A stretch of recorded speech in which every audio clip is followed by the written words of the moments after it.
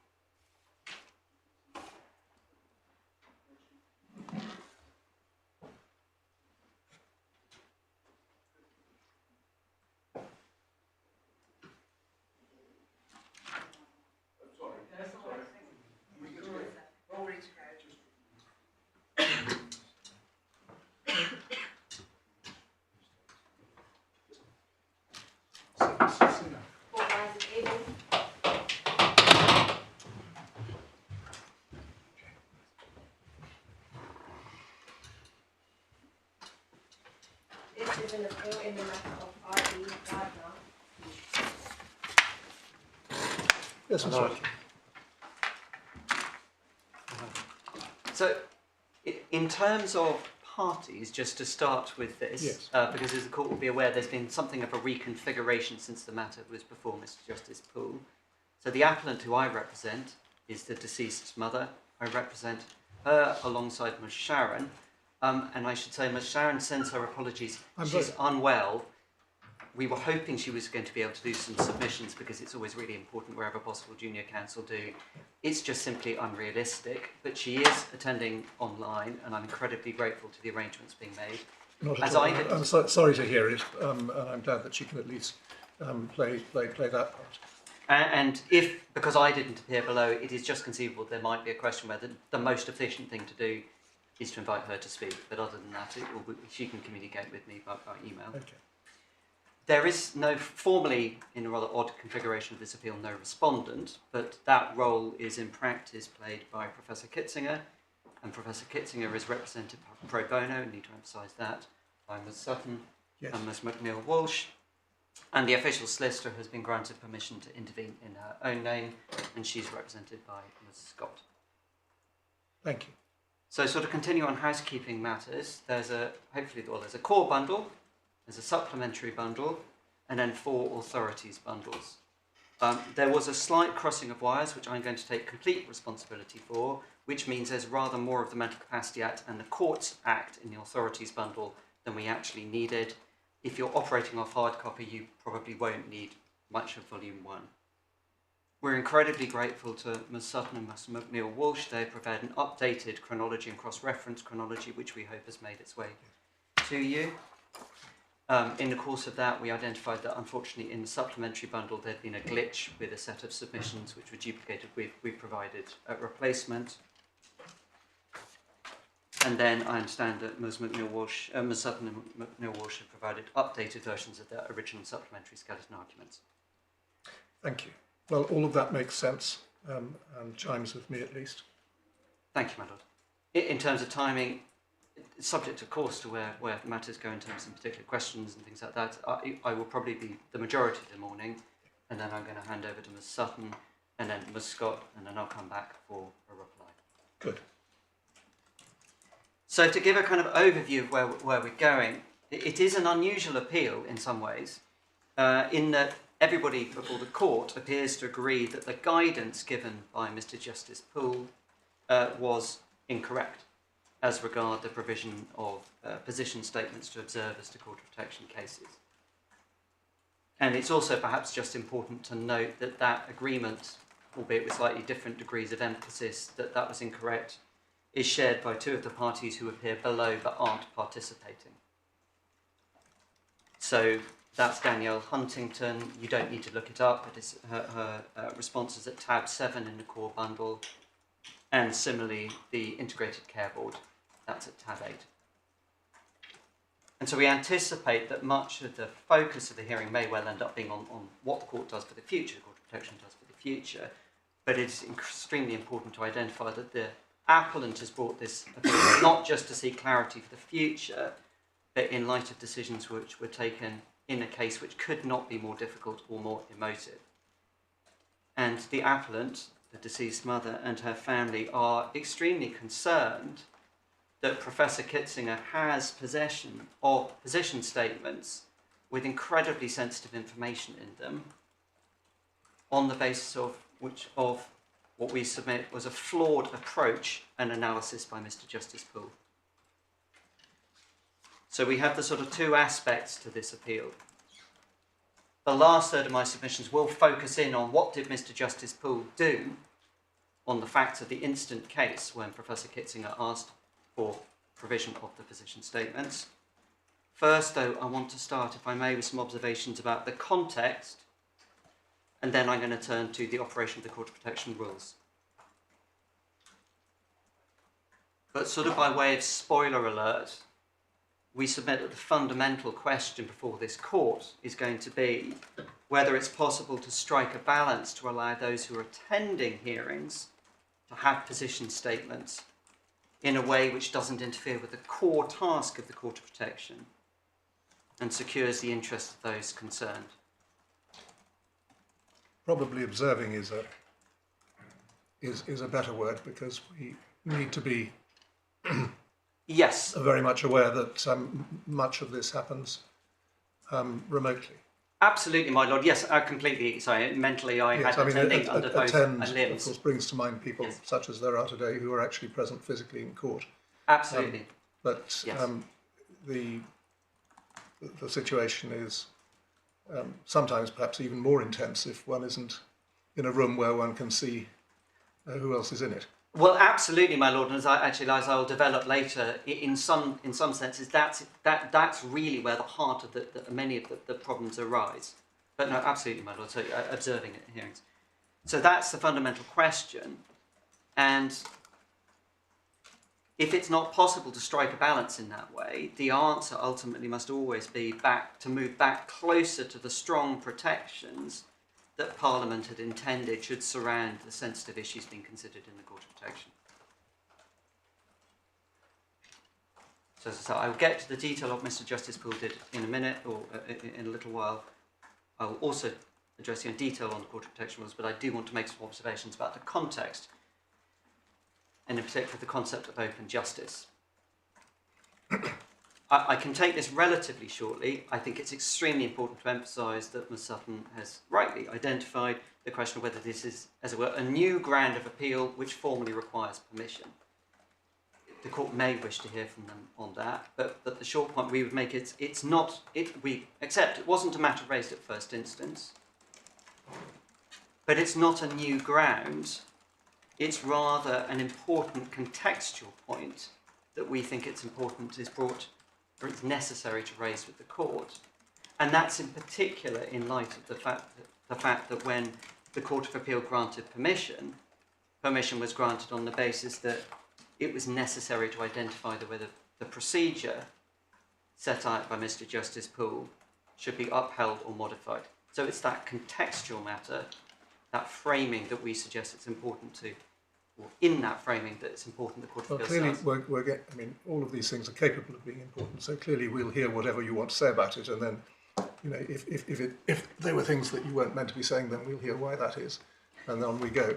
But I think our very broad preliminary view is that the answer to these questions is not likely to be found in untethered conceptual ideas of whether the principle of open justice applies. I mean, clearly the principle of open justice must apply everywhere to the extent that it's appropriate that it can apply. Well, my Lord, in some ways I could sort of rip up several pages of my submissions. I don't want to foreclose on anything, yeah. But I think it may be, in the end, more helpful for us to consider the balance and the approach to the balance that is going to arise in these cases. You already introduced the idea yourself. Yes. And I don't suspect we're going to be giving a philosophical decision about whether or not the principle of open justice applies in the Court of Protection, because clearly there are great efforts to make sure that it should apply to the extent that it's appropriate, and it's within the further words, to the extent that it's appropriate, that the real issues arise, as it seems, I think, to us at the moment. My Lord, I absolutely. I suppose the reason why I put it quite boldly in the skeleton, obviously provoked quite a strong, as it were, allergic reaction, but I did put it quite boldly because it was, to me in particular, coming in to the case, very striking, having previously just been involved in the Abbasi case, that the Supreme Court just say in terms, open justice does not apply to that category of case. So it wasn't a question of saying, open justice is incredibly important, we will modify it. It was just a very striking position, most recent statement from the Supreme Court, where, and we, in light of my Lord's indication, I'm not going to waste time on it, but it's very striking. We can't, I mean, we're aware of that, but obviously we don't allied proceedings about children which are taking place in a private setting with the different considerations which arise in relation to incapacitated adults, which are taking place with rules that emphasise privacy, and then with further additions to those rules which emphasise the ability to sit in public and to be understood. My Lord, yes, I will labour just one more minute on this, only to the extent that because in Abbasi we don't need to look at it, no. But where Abbasi was talking were very firmly finding themselves on Scott and Scott. And Scott absolutely discussed lunacy, to use that horrible term, and children almost in the same breath. And just for your Lordship's reference, that's really clear from the way also that Lady Hale talked about matters in the Reece C case. For your reference, it's tab 18 in your authorities bundle. She gives a sort of exegesis. So absolutely, they're different things, but they're in a similar conceptual space. But I 100% agree, my Lord. But I suppose the critical point actually is, in fact, that you can't just talk about open justice in the abstract. And the difficulty is, if you just talk about open justice in the abstract, you can fall into the trap of thinking, I'm in a zone where I just think about open justice, and then anything I do which might feel like it's derogating from it is a thing I have to start justifying. As opposed to the way your Lordship put it, which is open justice, as it were, applies to the extent relevant. And if you have it that way, there is, as it were, it's not exactly a neutrality, but you're in a zone where you're thinking, I have to think about open justice in a concrete way. I'm not thinking, here's open justice, I must start justifying any derogation. To take an instance, there may be cases where the presence of observers is so distressing to the individual or their family in a particular case that the only way in which the court could deal with it would be by sitting in private. Yes. Whereupon you don't get open justice because it's in private. And so one has to be careful not to overstate a particular principle, because the consequence of it saying it's all open might very well be, well, actually, if that's the case, you're not coming in at all, because there must be a balance between the interests of the individual and the interests of the public. Absolutely, my Lord. And also, just within that context, it's also important to then take a step back and think, well, open justice is also can be satisfied by the public having a proper understanding of what the court did in that case. So if there's a proper judgment explaining it, that serves one of the goals of understanding what the courts are doing in relation to incredibly important matters. So I don't want to labour the point, my lord, but I would just lastly say, if you want an example, and you may feel you don't need it, but if you want an example of thinking about things from just open justice to core without nuancing it, the judgment of Mr. Justice Mostyn in the case of EM, we referred to in our skeleton argument. The reference in our skeleton argument, it's a paragraph 107. It's a page 107. But the reference to EM is at tab 25. But just we don't need to look it up now. But when you come to it, if you do come to it, Mr. Justice Mostyn was thinking open justice applies. Therefore, I'm in a zone where the second the Court of Protection is thinking about making an order providing for hearings to be in public, notice must be provided to the press because this is a restriction on freedom of expression. And every time the Court of Protection is thinking about, do I move to a situation where private hearing, I'm going to hold hearings in public, I need to conduct a full-on res balancing exercise, Article 8, Article 10. And that is a good example of coming out from a perspective of open justice as a principle, leading with respect to a wrong starting point. Because that's a situation where the Court of Protection, as Mr. Justice Charles put it in one case, is turning on the tap of openness, not closing stuff down. So I absolutely agree with you, my lord, and I'm also really grateful the way, in fact, Professor Kitzinger's representatives put it in their supplementary skeleton argument. It's really helpful to break it down and think, we need to think about this in a nuanced way. Don't just talk about this in the abstract. Well, also the concept of transparency obviously begs questions. It's got to be called something. It has to be called something, but, yes. Whether it has to be called that, because it creates thought processes. Well, I agree, my lord. I mean, I you may be aware I have been on the Court of Protection Ad Hoc Rules Committee for a while, and I'm certainly not giving evidence. But it is interesting when Mr. Justice Charles, former Vice President, really wanted to move, that was the word which sort of came naturally, because it felt like transparency was shining light on stuff which was going on, which was otherwise not being seen. And so if there's a sort of governing word, it might be transparency, but any principle you use in an unnuanced way tends to confuse. So, I'm sorry if I've generated any form of storm in any form of teacup, but the idea that we've got to look at this in concrete terms and rather than use a simple abstract thing, in my submission, is actually extremely important, because then it does really ground us in the sense that we are coming from a position, Scott and Scott, where this was a situation where historically we considered people lacking capacity in inquisitorial jurisdictions were in a subclass. We were thinking about open justice differently. That then gets tracked through into thinking about how did the rules get set up, and if I can now turn to thinking about the Court of Protection rules. There's actually, if I may ask you to turn up your judgment, Lord Justice Peter Jackson, in the Hinduja case. It's in volume 3, if you're in hard copy, but it's tab 27, electronic 1311. It's the... You'll have to give us the page Hinduja references because the hard copies aren't tabbed. In that case, my lord, certainly, it's the page I wanted you to go to is 1311, please.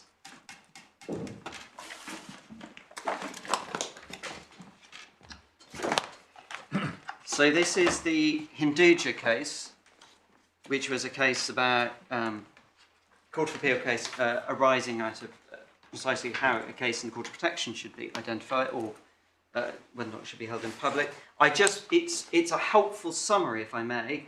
1311, paragraphs 27, 28, down to 33. It's really just So you can have it in one place, the framework within which this operates.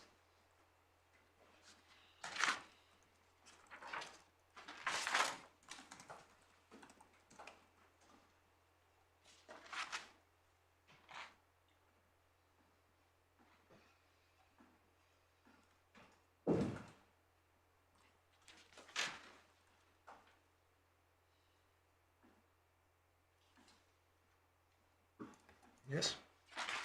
And it's fair to say, as you identified, it's achieved in a rather roundabout way in paragraph 27. There are all sorts of rather complicated reasons why it has to be done that way, not least to do with the way the Mental Capacity Act is structured and the ability to have automatic provisions in relation to contempt in terms of disclosure of information.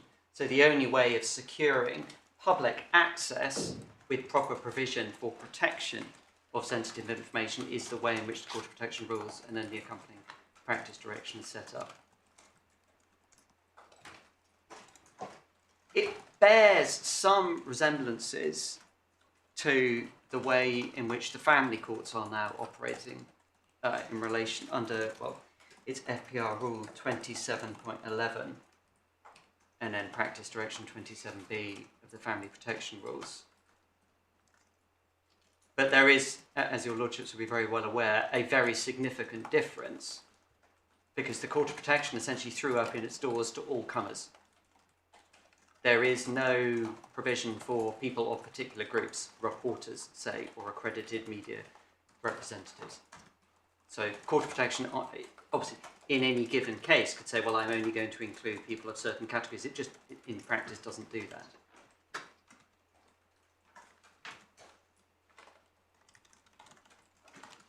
And that was done, I mean, chronologically, that was done pre-pandemic.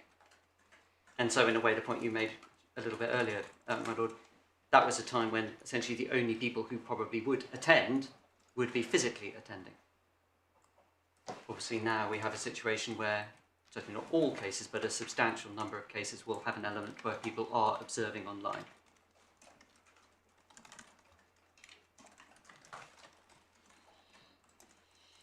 You have got a survey from the Court of Protection Practitioners Association, which gave rise to some evidence which the official solicitors put in. She may well speak to that, Scott may well speak to that, but the very short point I'll make is the court may feel that some of that evidence shows that the move to open up on an all-comers basis has brought with it some considerable costs.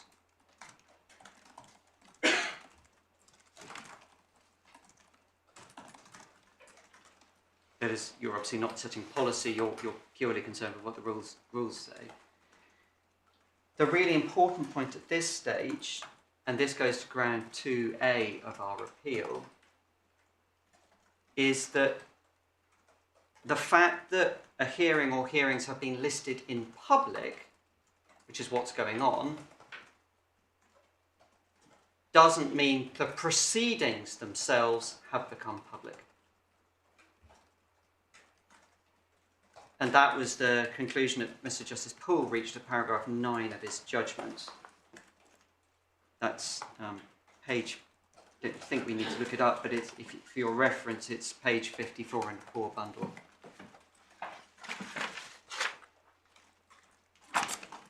I'll, in fact, maybe just quickly look at it just so it's clear. So it says, pausing there, in written submission, some parties contended because the default position is for COP hearings to be in private, then these are private proceedings, not how the COP rules and PD should be read. In many cases, such as this one, court's directed hearings should be in public, but subject to a transparency order. Proceedings are not therefore in private or essentially private, they are in public. In my lord, there is a challenge there because there's a distinction between hearings being in public and the entirety of the proceedings being in public. What's the consequence of that distinction? Is it in your mind that the court should not lose sight of the fact that it is engaged in private proceedings which are being heard in public when it's deciding what approach to take in relation to an individual decision. Yes, in effect, or put it the other way around. It's a situation, well, not the other way around at all. Yes, it's going back to the idea that one has to think about the right starting place, and the right starting place is the court opening things up as much as it can in securing the goal of transparency. But it doesn't mean it's automatically translating everything into public. Yes, but it's not that you're, as it were, trying to say that this may be happening in public, but actually it's private. Because no, I'm not. No, my lord. I'm just trying to say that it's keeping a handle on the right starting place. And whether I understand why you might call it a starting point, because as lawyers we like to have a process of sequential reasoning, but I'm gaining that you really are trying to emphasise the fact that there is a context of private, a zone of privacy, as it were, that is present in court of protection proceedings, even if they are actually held in public. Yes. Because I'm wondering whether it's helpful to say, this is in private, therefore you've got to prove that it ought to not be, or this is in public, so you've got to prove that it should be kept private. Whether it's really a balance of, whether it's a burden point, or whether actually it's a context point in which you've got to keep an eye on both aspects. I think, my lord, I prefer. One of the reasons I really wanted to think about the context to start with, it felt to me that was helpful if you've got that context. Yes. There's a sort of technical point which does reinforce the idea that the underlying matters as they go along, as it were, in between the hearings, are in private, which is, if I could take you to page 935 in the authorities bundle, please. This is in practice direction 4A.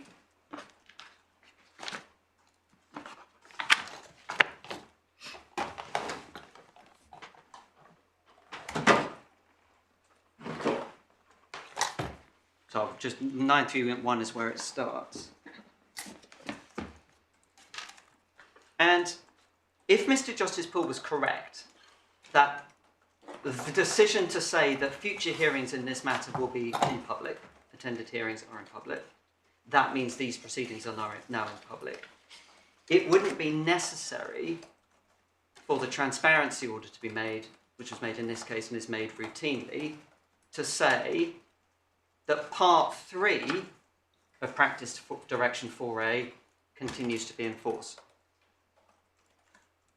For your reference, the transparency order in this case, the relevant paragraph is at page 43 in the core bundle. And if you look at what Part 3 of the Practice Direction 4A says, this is very squarely about communication of information relating to proceedings held in private or subject to reporting restrictions. So, this is the situation this is very similar to what happens in the family proceeding rules. It's ensuring that people who are in a pretty tight ring of confidentiality or privacy are allowed to share information with people which they have a legitimate reason to do. So they can talk to their lawyer, they can talk to someone who's got a proper interest in the adult safeguarding, things like that. If it really was the case, these are now just public proceedings, this wouldn't be necessary. This is maintaining the idea that we have a set of information relating to this person, P, which remains sensitive, remains private. We're trying to open stuff up. I'm not fully getting this point, because let's suppose we were thinking about the Crown Court. Yeah. Those proceedings are taking place in public, but you can't wander off the street and say I'm going to take counsel's bundle away with me. Yes. It's in public, but it doesn't entitle you to access to all the papers. Well, it may be as simple an answer to that. Maybe I've been trying to read too much into it, but it's the fact where it's the elision of these proceedings are in public, getting into a mindset of now I need to be, anyone who's trying to stop an individual having access has really got to be justifying why that's the case. That as simple as that.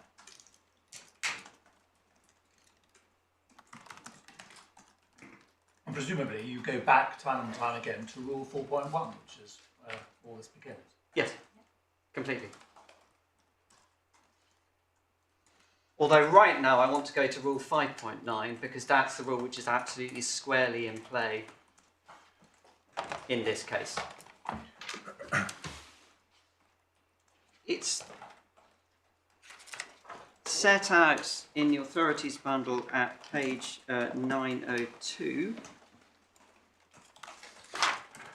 It's probably the easiest place to find it. Just give me 1 second.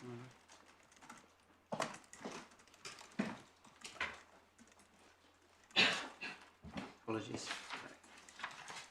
It's page 902 of the authorities bundle. Yes, thank you, my lord. Sorry, I've just managed to misplace my own volume. Thank you.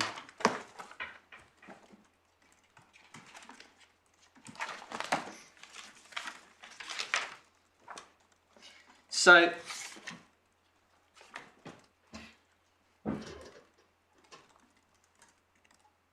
we will also have a look during the course of this section at the equivalent rules in relation to the family procedure rules, which are in Practice Direction 12R.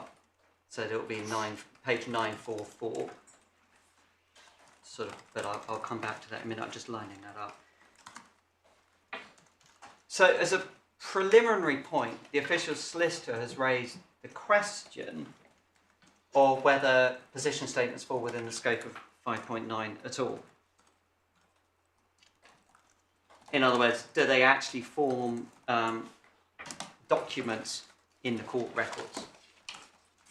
Well, before we get to that, I'm sorry, yes. Rule 5.9 applies whether it's private or public. Well, no, 5.91 is... yes, it is. Sorry, it does, yes. Yes, so yes. actually the public-private thing isn't central. From my reading of this case, you're quite right to say 5.9 is central. Yes. 5.9 applies either way. Yes, sorry, it does, yes. Sorry, my lord. Yeah. Yep. Yes. And I suppose one important point is that having that in mind all the time and making sure that insofar as possible people don't get distracted by a flavour put on 5.9 depending on whether the proceedings are in private or in public. It's the same rule which applies either way. Yeah. The one that we're concerned with here is 5912A. Exactly, yes. Right. So that's where the OS is consideration of this point lands. Exactly, my lord, thank you. Yes. I'm going to leave that point to Ms. Scott to address. All I will say is we certainly acknowledge the force of that observation,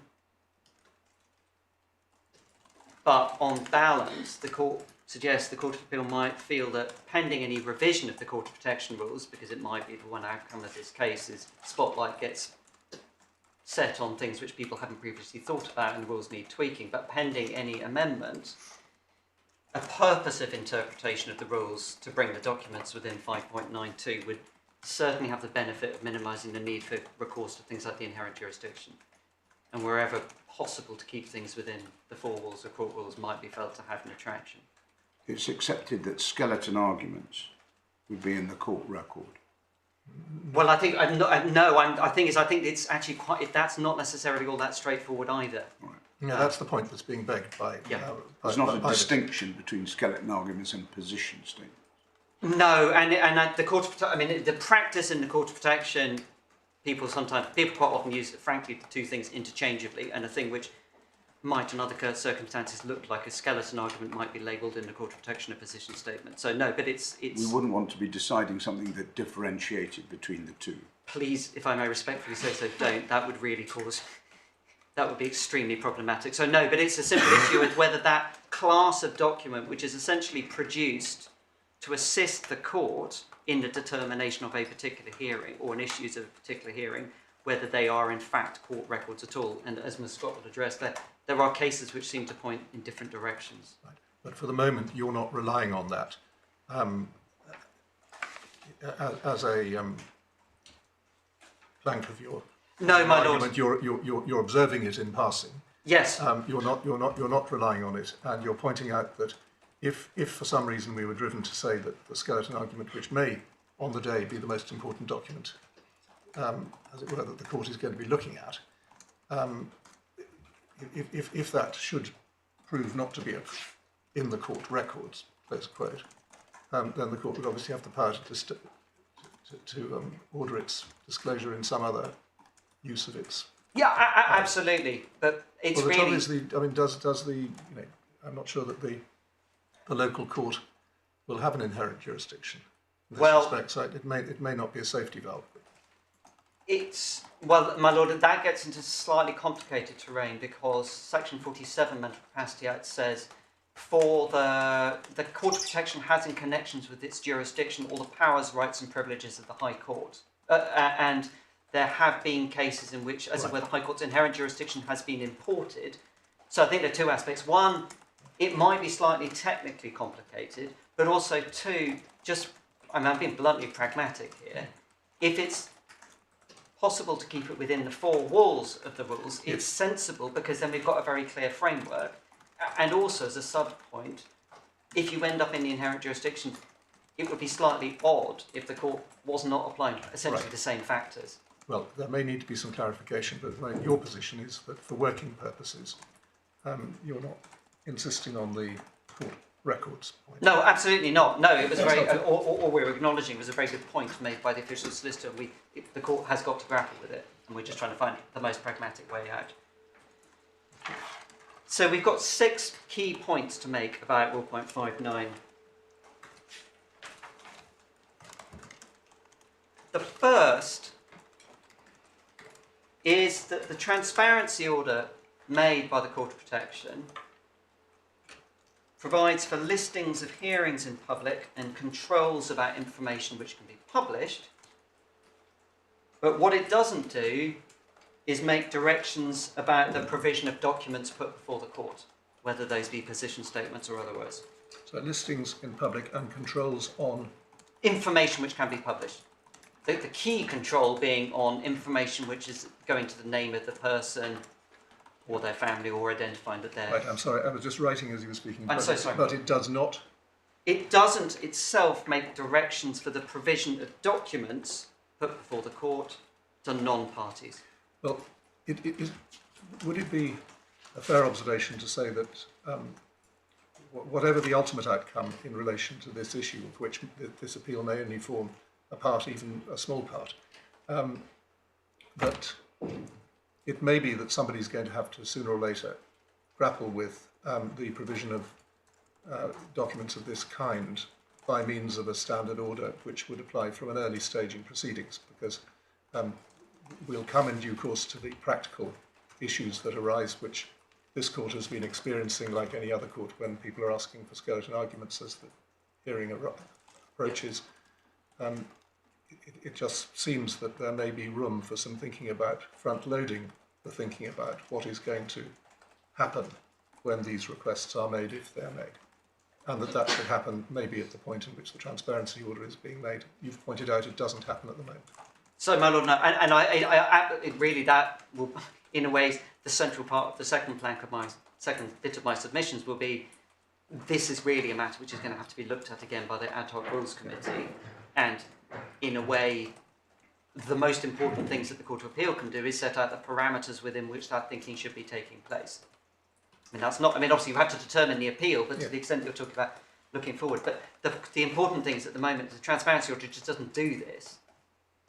And it may just be worth having a look at the transparency order made in this instance. Could you just, at my education at least, although it's not a statutory rules committee, does No. that alter at all the balance that needs to take place between the role of judges on the one hand, the role of Parliament through committee on another hand? That is a very profound point, my lord.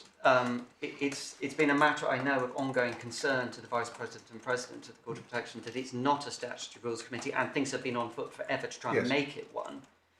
In practice, it has operated for many years as the Ad Hoc Rules Committee, which technically provides advice to the Vice President and then the President, and the President has... So the limitation period for somebody saying this shouldn't be happened passed long ago?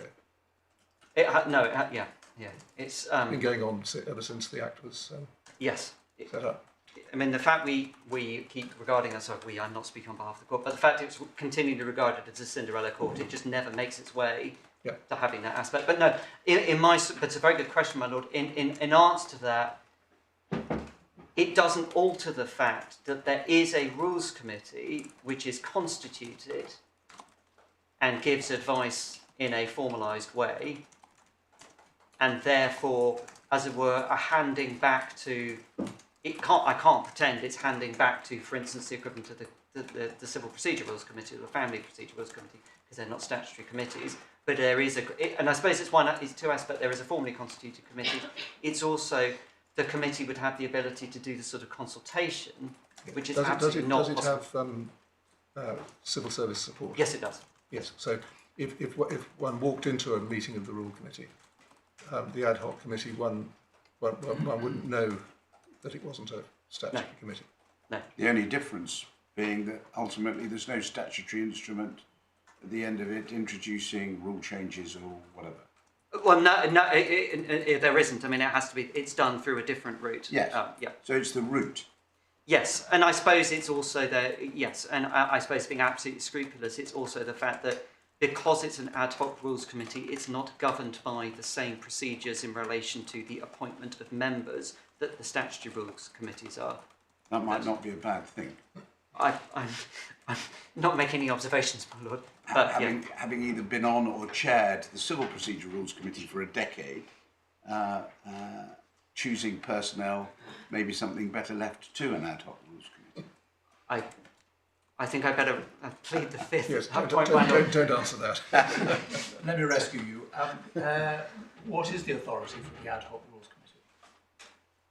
There is no authority. Custom and It's practice. custom and practice. It was originally set up, it was Sir Nicholas Wall, when he was the president, in the context of an understanding that it was going to be the rules which had been passed at the time to accompany the Act felt like they needed, that it was seen that they were passed before the Act came in. There was a need to think about how they were recalibrated, and his view was we need to make sure there were a group of people who were able to do the sort of thinking in the structured way which is necessary.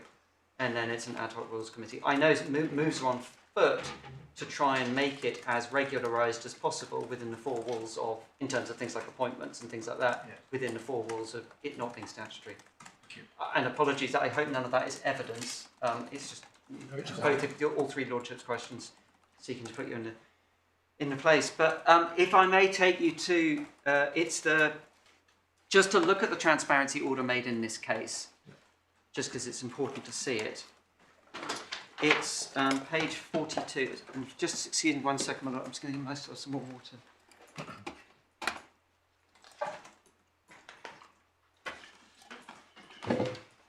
So this is in pretty standard terms.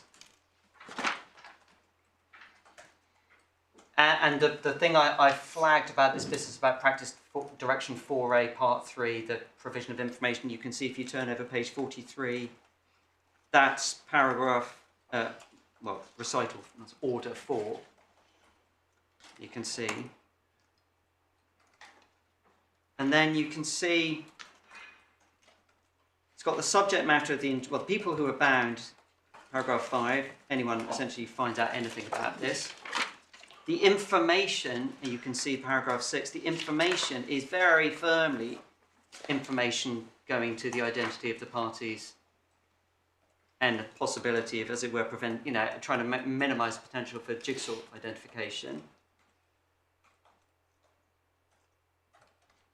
And then you're not allowed by paragraph 7 to publish, communicate, encourage all this sort of important stuff like that. And then there's a bit, paragraph 9, what it does, it's not preventing you doing. Importantly, not stopping you reporting and commenting, trying to be as transparent as possible. So this is the first order. Yeah. And how many orders were there in total? Is it? So, apologies, my lord. My second corrects me. First, it was amended to include the dog hunt. Oh yes, I'm sorry. There was a later one made to add the number of people who were to add in more people who were covered by it. But if for present purposes, what I was really just wanting to get across was paragraph 12, because this was the point I was wanting to make about the fact that transparency orders aren't concerned, they just don't talk about the sort of things that the practice direction and the family proceedings talk about provision of documents to people. And so that's at page 45.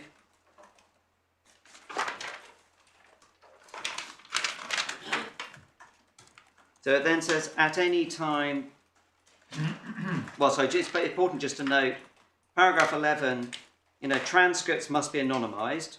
So that's really important. We know that, when judgments are published and orders are published, they're anonymised. But then it's paragraph 12, at any time the court may give such directions as it thinks fit, including relating to anonymisation, payment, use, copying, return, means by which a copy of document information may be provided concerning the provision of information or copies of documents put before the court. So there is envisaging the potential for directions to be made, but what it's not doing is making specific directions. So the first point is the transparency order generally, and that this is standard, that paragraph, contemplates the making of directions, but it's not designed to circumvent the provisions of Rule 5.9. But 11 is to do with judgment and order. Completely, yes. Which otherwise would be yes. freely available. Yeah. Sorry. An attended hearing. Yes.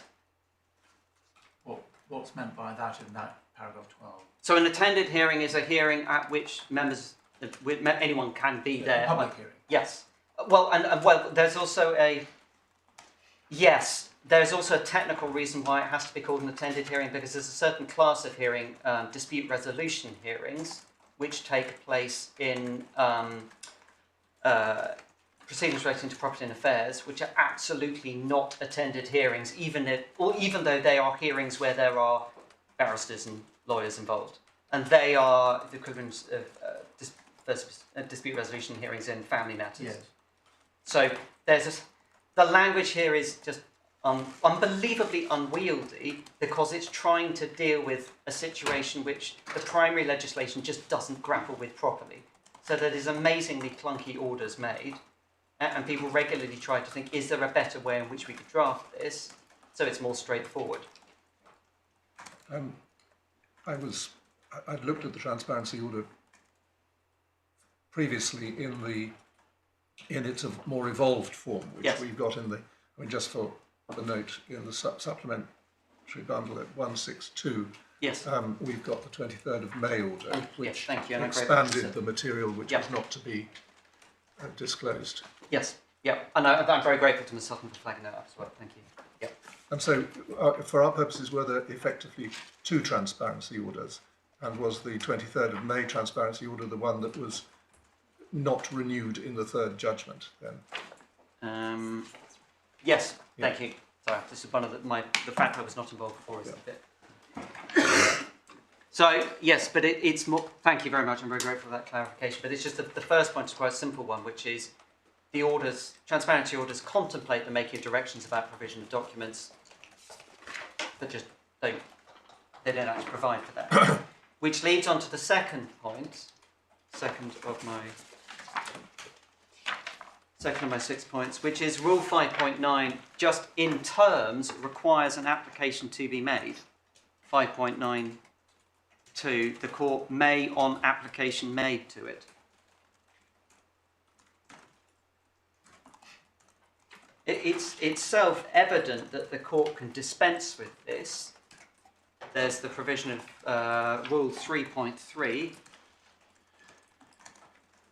which for your reference is at page 877. We don't need to look it up, but it's the standard provision which says essentially the court can dispense with anything it needs to. That was Rule 3.3. 3.3, yes, my lord. Right, so by an order specifically focusing on this issue, the court could dispense with yes. all manner of 5.9 requirements. Yes. It could say you can give your documents to anybody you want. All of you can give any documents to anybody, if that's what was right in a particular case.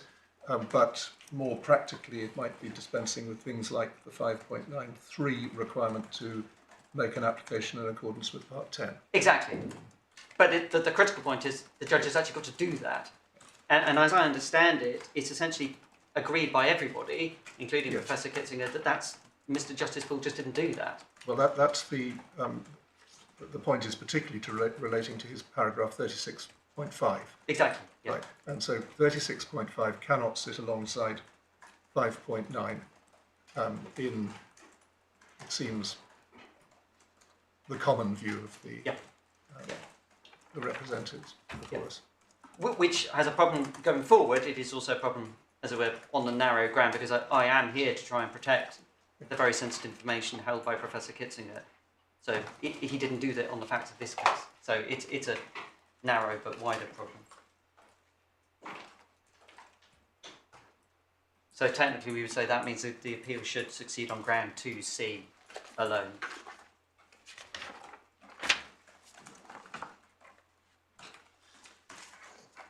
The third point in relation to 5.92, and it's a sort of blindingly obvious one, but I do need to make sure I've made it. It doesn't make specific provision for specific classes of people. So this is such a different world to the FPR and the practice direction there. And it may just be worth turning up the family procedure rules, or particularly the practice direction, if I may, which is at 9. It starts at 944, so this is practice direction 12R.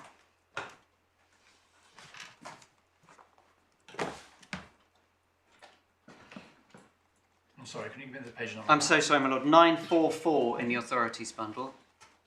Yeah. So this is in the context of the situation where the family court is seeking to open up to ensure reporters, and there's a specific definition of reporter, can attend. And the Family Procedure Rules Committee has turned its mind to the fact that there will definitely be situations in which a reporter's broad understanding of what is going on is going to be assisted by sight of the underpinning documents.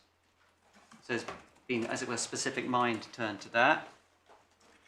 And it's particularly the bits, it's paragraphs 4.6 to 4.14, which in a way my Lord Justice Peter Jackson was sort of alluding to, could well be thought about in the Court of Protection in due course.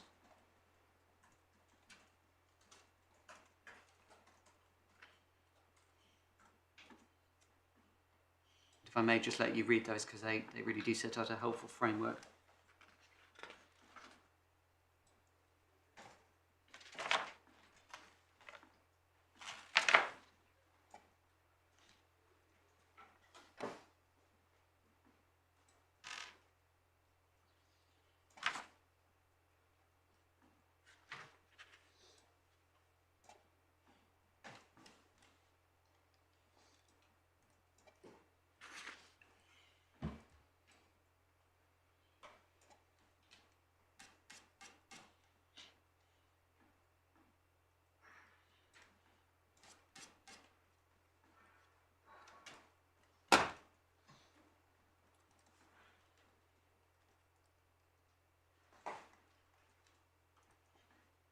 And just for completeness, it's also worth noting that I am afraid we haven't got in the bundle the template transparency order in family division, but family courts. But 6.2 refers to the fact that the template transparency order provides that on request a reporter is entitled to be provided with copies of, see and quote from following documents drafted by a legal representative, which include position statements, brackets, including some skeleton arguments. Is the supposition here that the reporter goes to the party first, and that the obligation to provide documents where covered by this process falls upon the party? On the basis of the PD, yes, but I will stand to be corrected if I misunderstood. But this is within a framework where it has obviously been carefully thought about, and the access as well, who is entitled to be in there. Yes, so it is 4.7. Yes. This is on Yeah, the exactly, shoulders of the party. yes. So if you have a case in the family court that has multiple parties, then that calls for multiple requests if you want to see all their documents. It does. Yeah. And so, my lord, I'm certainly not. I'm not necessarily saying that I want to endorse precisely that, but No, it's worth seeing by analogy where this. Yes, well, it could very well be that obviously if you're a journalist covering a particular case, then you're not necessarily interested in seeing every piece of paper or every aspect of it. You just want a general view from a one competent skeleton argument. Exactly. Know what it is you're dealing with. Yeah. But so it's really the contrast at the moment between the really quite tight stuff there, which is in a totally different context, and the practice direction in proceedings, the matter in the approach in the Court of Protection. As I will come back to a little bit later, those specific provisions were drawn to the attention of Mr. Justice Poole in the context here of whether or not Professor Kittinger should be provided with. So I can't remember whether he referred to the FPR in his No. decision. No. But he very much, he had them, he was squarely addressed, and I'll get to the passage in the judgment where he touches on it. Sorry, that's not true. You're He does showing refer to it. this to us for more than one reason, but one reason might be that when there comes to be a settlement of this issue, finally, about the approach in the Court of Protection, these are the sort of issues that a rule committee dealing with it would have to consider from the COP perspective. Exactly, yes. And actually, thank you, Ms. Sutton's corrected my memory. Mr. Justice Poole did refer to the FPR in the context of his judgment, so he was aware they existed, and he'd had very firmly brought to his attention these rules exist and the PD exists. Thank you. But Sorry, just ask one question. You made the point that the context is very different for these rules. Were you, in making that observation, referring to the fact that these obviously are private proceedings concerning children, or were you making the point that the practice direction 12R specifically refers to reporters, i.e. a limited class of accredited persons yes, to whom this applies? it was very much more that, actually, my lord, Right. is when you have the ability to know who is there, Yeah. and you've got people who are abiding by journalistic codes, and you've got the ability potentially to follow up and say, well, what are you going to do with this very sensitive data? How are you going to comply with GDPR stuff? Things feel different. And the Court of Protection just doesn't operate in that zone, and it's not how it operates at the moment. And obviously, it is what... I said I wasn't going to say this to somebody outside, but it is what it is, as it were. And there's nothing in the Court of Protection rules that specifically refers to accredited. No, absolutely. This is it's an all-comers basis. So any approach has got to apply to somebody like Professor Kittinger, who has a very, it's important to acknowledge, a self-imposed set of rules that she abides by. But it can also apply to someone who's wandered off the street. It could apply to a voyeur. It could apply to a situation where a family member or a friend, in inverted commas, of somebody involved in the proceedings with a very specific malicious interest is there and is wanting to get access. So we have to have something which applies across the piece. And that is a very significant challenge. So, just to finish the point on the FPR analogy, or the PD analogy, the fact that it doesn't exist in the COP at the moment, in PD4C, doesn't mean these are irrelevant things, for instance, the control of data. It's just unfortunate. It means that the court itself has to think about that. It doesn't have the guidance of, by the way, this is how you generally should think about it. So that was the third point. The fourth point is that I think I'm correct in saying, but I know my learned friend myself will correct me if I'm wrong, all of the parties appear to agree decisions about provision can't simply be left at large for parties to consider, but has to remain under some form of judicial control. And I would say that is in fact self-evident, because the Court of Protection is an inquisitorial jurisdiction. So it has control over the information coming in my submission. Equally, it has to have control over information going out.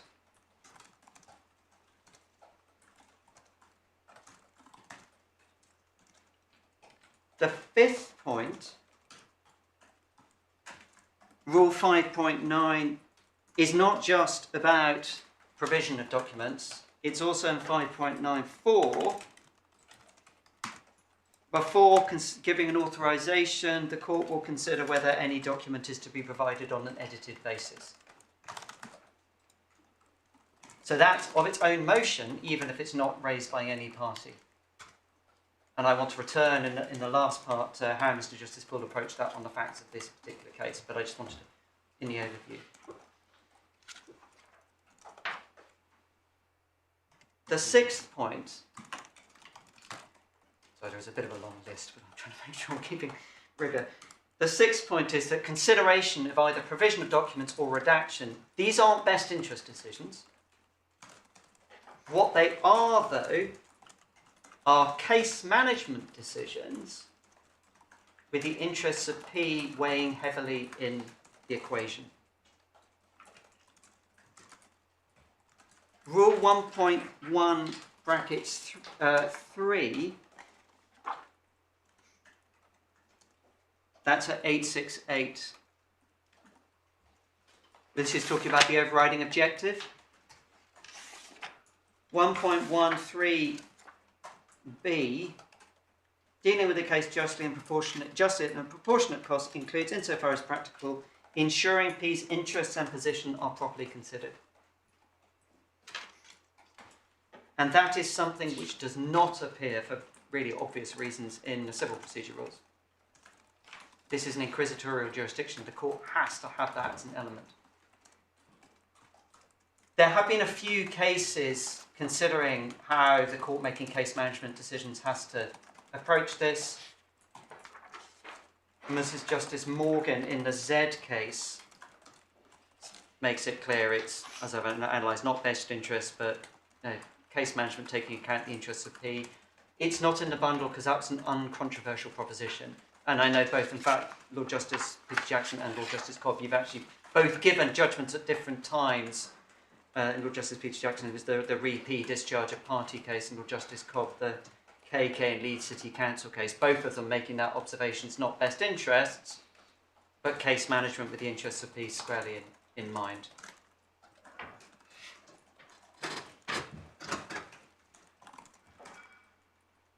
And that's got two implications.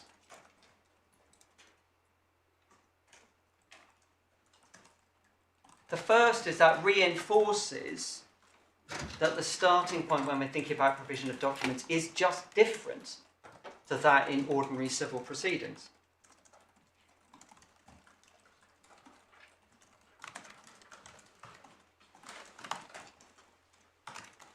So to the extent that Mr. Justice Poole pulled on the judgment of Lord Justice Coulson in the Moss case, which was obviously upper tribunal, but drawing in CPR aspects, entirely correct within the four walls of CPR upper tribunal type zone, simply inapplicable in the Court of Protection zone, where one of the things the court is absolutely required to do by way of the overriding objective is to have regard to to the interests of P.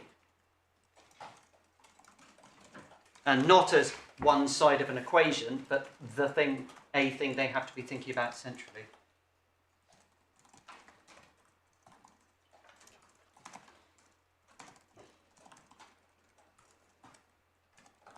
The second implication of the requirement in 5.9 that you've got to consider the interests of P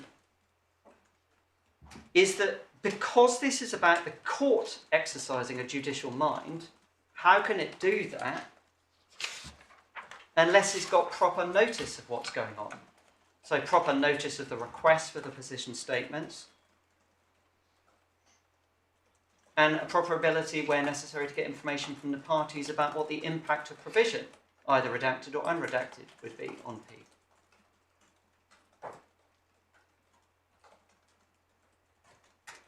And of course, in the realities of COP life, that may well be very difficult to achieve, and I'm going to come back to it in a minute, in the sense of this thing may arise on the fly. But the default, when there hasn't been enough notice or information provided, has got to either be, I'm sorry, you just can't have it, or I'm going to have to come back and think about this, applying my judicial mind with the right information after the hearing, which in fact is what happened here. And Mr. Justice Poole asked for written submissions and then made a determination after the hearing. We obviously would not want satellite litigation in every single COP case. That would be hugely problematic, but that might be a thing which is necessary.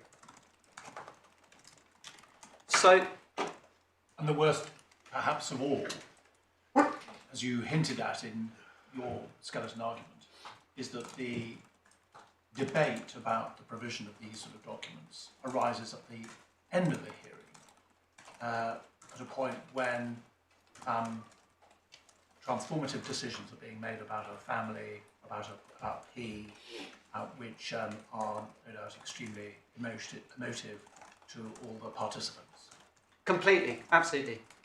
And just to crystallise in relation to this case, this was even more difficult because this was not at the end of a contested case. This was at the end of a situation where there had been discussions which gave rise to an order which the judge was then agreeing at that point. So this is ground one. Yes, I'm going to touch on ground one very, very But I briefly. mean, that raises the ground one issue, doesn't it? That I don't mean this pejoratively, but that there's a sort of a difference in the court deciding what's going to go out at the beginning, and then that course being followed during the course of the proceedings, and a situation which arises, as my lord says, at the end of the proceedings, where people are simply harvesting documents that had been created at a different time, when the documents might not have said the same things if there had been an understanding as to what they're going to be used for. Absolutely. In fact, well, I'll just do. Because I want to stick to the letter of what I said in the skeleton. We weren't proposing to develop it at length, but just very quickly on that. The real challenge also in relation to ground one was because Mr. Justice Poole, when at the end of the hearing, he said, right, the issue arose as to whether or not he was actually going to be required to make a direction that the position statements be provided, where previously it's simply been, you may provide them at your discretion, and decisions have been taken not to provide by the appellant and also the ICB. When Professor Kitzinger then, after the event, in her written submissions, perfectly entitled to say, and by the way, can I see all the other ones? Mr. Justice Poole then goes back and does a very short-circuited analysis of all of those, the disclosure of or provision of the position statements at that earlier hearings without applying what we say you needed to do, which was the necessary procedural rigour. So there was A, the procedural rigour point, and then B, as your lordship indicated, it might have been that had it been that this was a situation where everybody knew that all stages that Professor Kitzinger was going to be provided, they might have framed things differently. That opportunity didn't exist.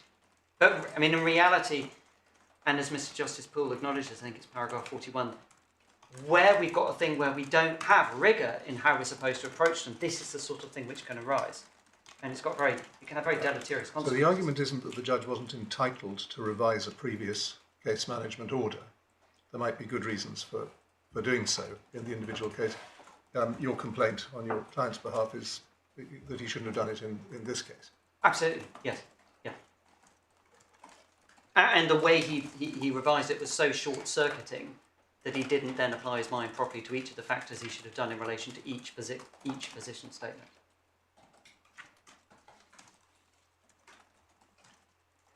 And I suppose just, if I made one quick observation also there, if the way the judgment talks about it is that my client refused to provide the position statement. And if I may say that, going back to that earlier bit about the framing of open justice and a mindset, if you have a situation where open justice dictates anything which is not in line with that is in some way to be frowned on, refusal fits. In fact, the orders he'd made had simply said, are to be provided have permission to provide at the discretion of the parties. So a non-provision, we can frame it different ways, but a non-provision is a non-provision. Refusal makes it sound pejorative. So as I said, that's just trying to think of that perspective that one comes at things from. So I've now ticked off, and I'm sorry they dot around a bit, but I'm trying to do it in the most logical order in terms of the development of the argument. I've ticked off grounds 2A, B and C, and we've just touched on ground 1. I'm going to turn to the remaining grounds, which really are how Mr. Justice Poole exercises discretion on the facts of this case in a minute. But before I get there, I do just want to pull the threads together about where we go from here in terms of future guidance.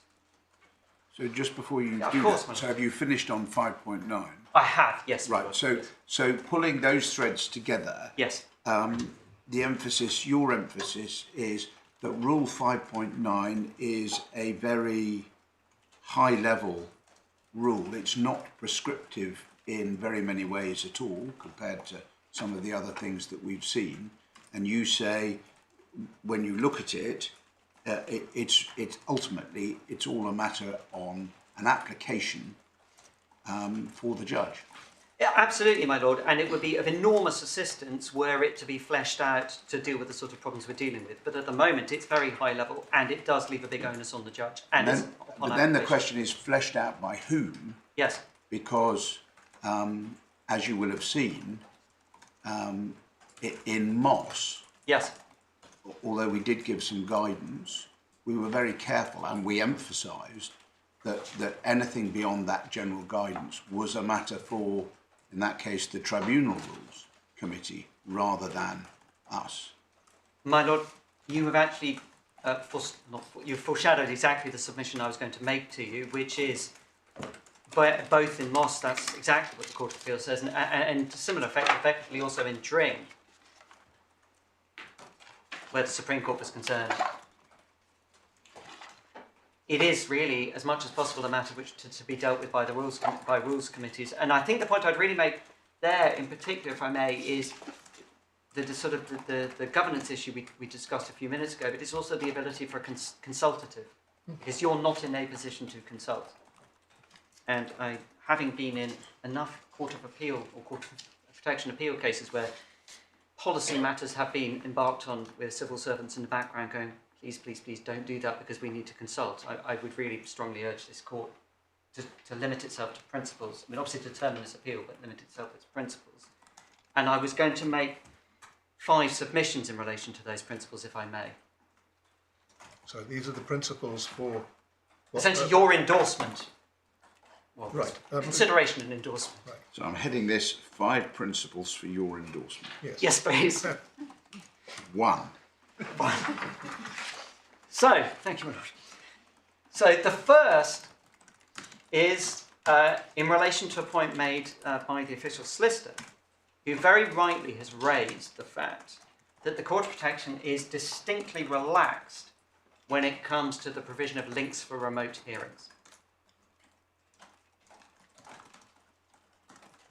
This is in, and I'm going to let Ms. Scott address you in this in more detail because this very much comes from her, but it is in stark contradistinction to the way in which the guidance relating to the transmission regulations, which applies across all courts, the Court of Protection in practice is much, much more relaxed. Just for the court's reference, you may have been aware there was remote hearings guidance issued by the former Vice President in 2020, one of the very first things he did in the pandemic. That it's not technically still in force. It hasn't formally been withdrawn, but it's definitely not in force. Insofar as anyone can think about things, it's probably people feel that that's the thing which is followed. So there is a distinct variation in practice in the COP compared to other situations where matters are being provided with transmission. And this has have we got a reference in somebody's document to this expired guidance? No, my lord. I can provide it. Okay. So it's only just after the hearing you have the. Yes. But at the moment, I think the point you're taking up is Ms. Scott at page 203, which is Section 85A Courts Act. Exactly. And yes. the 2022 remote observation and recording regulations. Yes, absolutely. And I'm sorry, it was really a point which came to me rather late, thinking, well, it's odd that there is this remote hearings guidance Right, and we're talking about here. So, So the it's- transmission directions are not usually formally given. It's just dealt with on the hoof. Exactly, and which has got two matters. The first is, as my Lord Justice Peter Jackson alluded to when I was talking about, I said attended hearing, and you made the point that actually it might include both people attending remotely and in person. And actually, it's the hearings where remote matters, people are observing remotely, can in some ways feel the edgiest, because they're the ones where documents are being literally sent out in the ether, into the ether. They're being emailed out to people.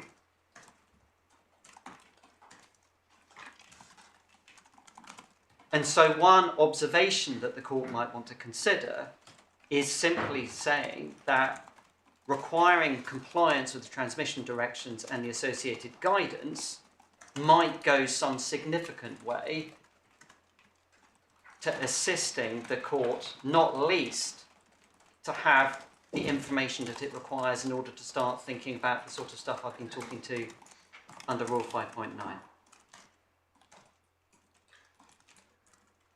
Yes. Well, we will indeed come to Miss Scott Yes. about that. Yeah.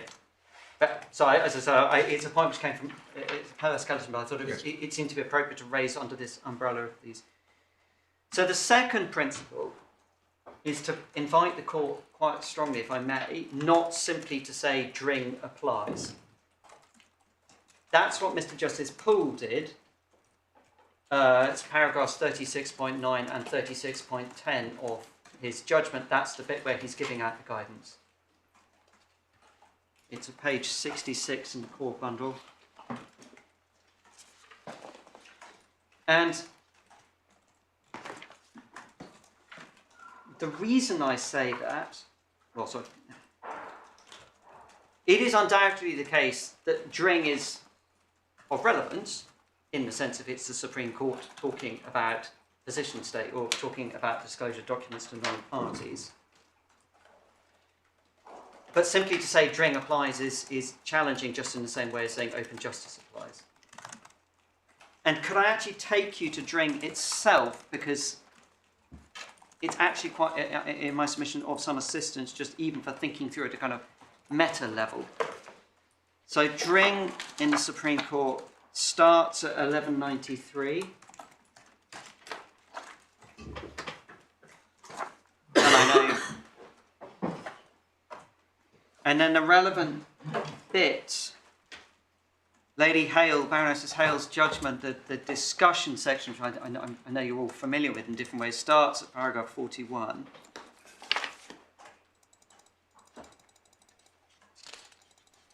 And then at 45, the court, although the court's got the power to allow access, applicants no right to be granted it, save to the extent the rules grant such a right. Well, that doesn't apply here. It's for the person seeking access to explain why he seeks it and how granting him access will advance the open justice principle. So even just there, Dring is actually of assistance for reminding us that simply saying open justice is not the same as open sesame. You do actually have to say why I want to see it. Sorry, but you're telling us why Dring we should. Yes, no, but just simply, but no. What all I'm saying is, don't.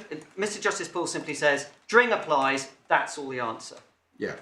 So I'm just saying that Dring itself is also just interesting to note that even if Dring were applying simplistically, actually it doesn't give quite the answer that Mr. Justice Poole might have said. And then Dring goes on to say, and this is why I say we have to be careful about just simply saying Dring applies. Dring goes on to say, paragraph 46, so we've got this balancing exercise. The bottom of 45, purpose of the open justice principle, value of the information on one hand. On the other hand, risk of harm may cause the maintenance of effective judicial process or legitimate interests of others, may be very good reasons for denying access. And then Lady Hale expressly singles out protection of the interests of children or mentally disabled adults and protection of privacy interests.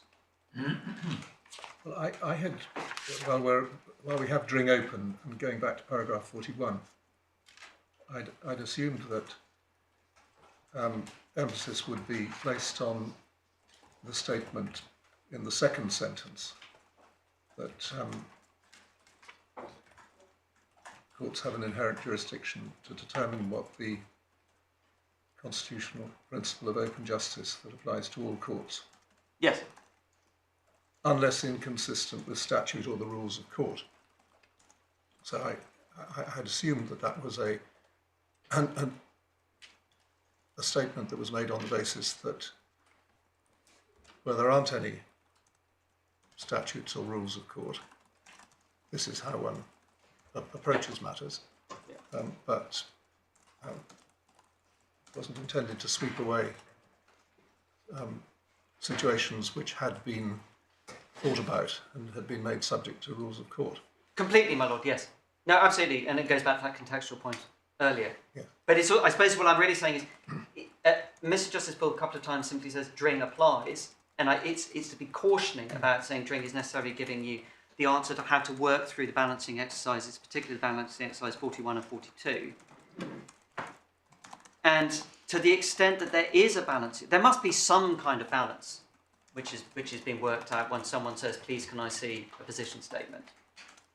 But to the extent that it's a balancing exercise, so the fact-specific balancing exercise, in my submission, it's not a balancing exercise which starts with the scales equally weighted. Or even the scales weighted in favour of open justice, and someone's then got to say why it shouldn't be. You're somehow derogating by stopping someone seeing this particular position statement. Well, I think my lord put it in Moss, saying that it's not a very high threshold, but it's a threshold. Is that the point that we're at the moment? Well, except here, so that might well be what it is the person has to say as to why they want to see it. That's absolutely. But on the other side of the scales is a situation that the court has to be aware that is in a situation where it would be enabling the provision of documents providing highly sensitive information about a person, about P, who didn't choose to be there, and about family members. And so it's directly interfering with their Article 8 rights. And so Dring is in a situation, Dring just doesn't talk about Article 8 at all. I mean, it might be sort of at one level because it was not really thought to be an issue because it was a company, it wasn't a company doesn't have Article 8 rights. But Lady Hale and Dring herself says automatically there are very good reasons for potential not providing information which includes mentally disabled adults. So she's clearly got in mind, I mean, it'd be extraordinary if she didn't because she'd given the judgment in C. So I suppose, maybe I'm making heavy a point which is blindingly obvious. It's simply to say, please don't approach things on the basis that Dring applies and that's an answer, because Dring actually was answering a different question. And within any kind of fact-specific balancing exercise, which you may be saying is necessary to carry out here, it's always important to remember that we've got a situation where in an inquisitorial jurisdiction, there's highly sensitive information relating to the person, and people have had to give evidence in relation to that person contained in position statements, which have been put before the court. So that's the point I was simply trying to make. Right. May not be my best principle. That's point 2. Exactly. Point 3, and we sort of alluded to this, is that the court might well consider that the provisions of FPR PD 12R that we looked at earlier provide the right sort of jumping off point. Albeit they would need to be suitably modified to address the fact that the Court of Protection is open on an all-comers basis. But in terms of endorsing principles, it's not as if the Court of Protection Ad Hoc Rules Committee would need to start again with a total blank sheet of paper. Yeah. I mean, I don't want to draw you into just conversation about this, but if you're right and something must be done in relation to the guidance that was given by the judge in this case, then there would be something of a hiatus. There would, yes. How long might we be thinking of before the Rule Committee might be in a position to deal with that? I don't want to embarrass you, but clearly it's a matter of months. Yes, it would be. That would be. I mean, even if the Rules Committee decided to move immediately, it couldn't do any. It would have to. in order to do precisely what I've just invited the court to say it should need to do, which is think about it from a consultative basis, it would need to do that, so we would be talking months. So there would definitely be a period during which practitioners and, more to the point, judges in the Court of Protection would have to be thinking, how do we proceed? And if we can't follow Mr. Justice Poole, assuming for a second you're with me that Mr. Justice Poole has erred in some, in one or two, whichever particulars, we can't do that. How do we proceed? And so one way of thinking might be, in the interim, have a look at it's stuck in my head, PD12R, use this as the framework for your thinking. That's not going to fetter their discretion, because of course it's your judicial discretion, but it will enable them to have a set of structured tools, and it would also enable people to have a set of structured tools to engage in a sensible discussion with the court or interaction with the court about how to proceed. And that certainly wouldn't, to the extent relevant, wouldn't be fettering the ability of the Court of Protection Rules Committee to then go, we're going to think about things in a more considered, consultative way. But yes, my Lord, you're absolutely right. That no matter what happens now, there's going to be a gap. There would be a gap. Well, I mean, clearly our primary task is to set out what the current Yes. Law says. Yes, completely. And to try and be clear about that. And to the extent that that leaves any obvious needs unmet, to consider whether there's anything useful that we can say about those. Yes. Your suggestion under your third point is that FP12R may be a point of reference that could help. Okay, I understand that. Yeah. I mean, it's no more, no less than that, but it at least gives something for people to bite on or to work with. So the fourth point is that the court must ensure that whatever steps are taken to secure transparency, including the provision of position statements, don't come at the cost of distorting proceedings which are designed to have P at their centre. And then within this, I would single out the distorting and dehumanising effect of requiring anonymisation of position statements. I'm not going to waste. I'm not going to. No, but it is an important point, and I can see that strong views have been expressed about it. But what's the help for it? Well, there may be a range of helps for it. It might be that part of this includes greater rigour about controls on what people can do with, for instance, source evidence referred to in position statements. So there may be a range of ways of thinking about it. Sorry, say that again. Greater rigour in respect to the source information. Source evidence. So quite often position statements, in order to save the judge's time, will include quite a bit of source evidence. Yes. And so there might be more controls placed on, you can refer to X, Y, and Z, but you're not allowed, like in the FPR, you're not allowed to reproduce the source evidence. So it won't go all the way, but there's a balancing exercise, and completely accept the balancing exercise. But we do get to an intractable point which doesn't appear in any of the skeletons in this case, but I ought to make. Skeleton arguments, position papers, are provided to help the judge. Yes. That may be a controversial view in this sort of proceedings, but actually it's the judge who needs the kit, because it's the judge, unlike everybody else, who actually decides the case. Yes. And so I would be, speaking personally, terribly reluctant to endorse any principle which might affect the quality of the material that was provided for the judge. And if I may run with that, my lord, in two ways. The first is, as a natural human reaction or natural human interaction with material, being presented with something which, as Mr. Justice Mosman regularly calls an alphabet soup of initials, is much more difficult to engage with than this is Mr. Jones.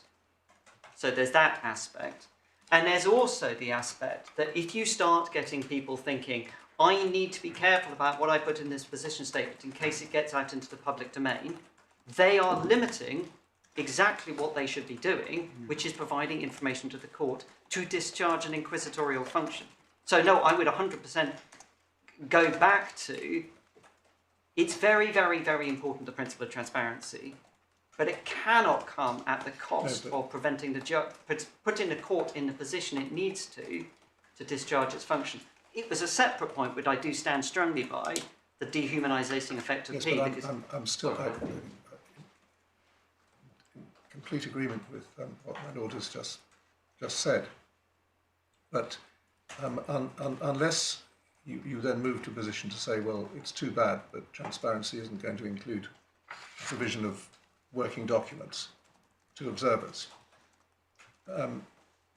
even, as it were, informed observers, then I'm struggling to see how you could have a regime whereby unedited position statements would always be the norm, because you have to cater for somebody who has just walked into the building, doesn't know anybody about the family, has no right to know the names of the individuals who are concerned, but has a right to understand how the system works. How else can you deal with it other than by a process of anonymisation? Well, my Lord, I suppose one observation is, and this is quite often standard practice now, is the idea of giving an opening, which I failed entirely to do at one level here, is give a proper opening summary explaining what's going on. That provides an ability, a controlled ability, to explain to people who are online. I know, but my bus might have been late. That's why I can't put it forward as a panacea, and it's a fundamentally, you used the word intractable. It is an intractable problem. But my position would be is ultimately, this court, the Court of Protection, exists to serve the interests of P. It's an inquisitorial jurisdiction whose jurisdiction is there for that particular purpose. And if you cannot, and the Sutton I know will, and the Scott I know will also try and give you ways to help think through in pragmatic ways what you could do. But as I kind of alluded to at the beginning, at the end of the day, the ultimate hard-edged choice must be, I'm very sorry, I cannot make this work in such a way that I'm not distorting things. You, observer, are entitled to be here. I'm very sorry, but you cannot see these position statements. If there is no way in which to achieve editing. Yes, but simply creating it, of course it's regrettable if people have to be referred to by initials, but it happens all the time in family court judgments. I'm just not sure that that's the biggest thought that must be.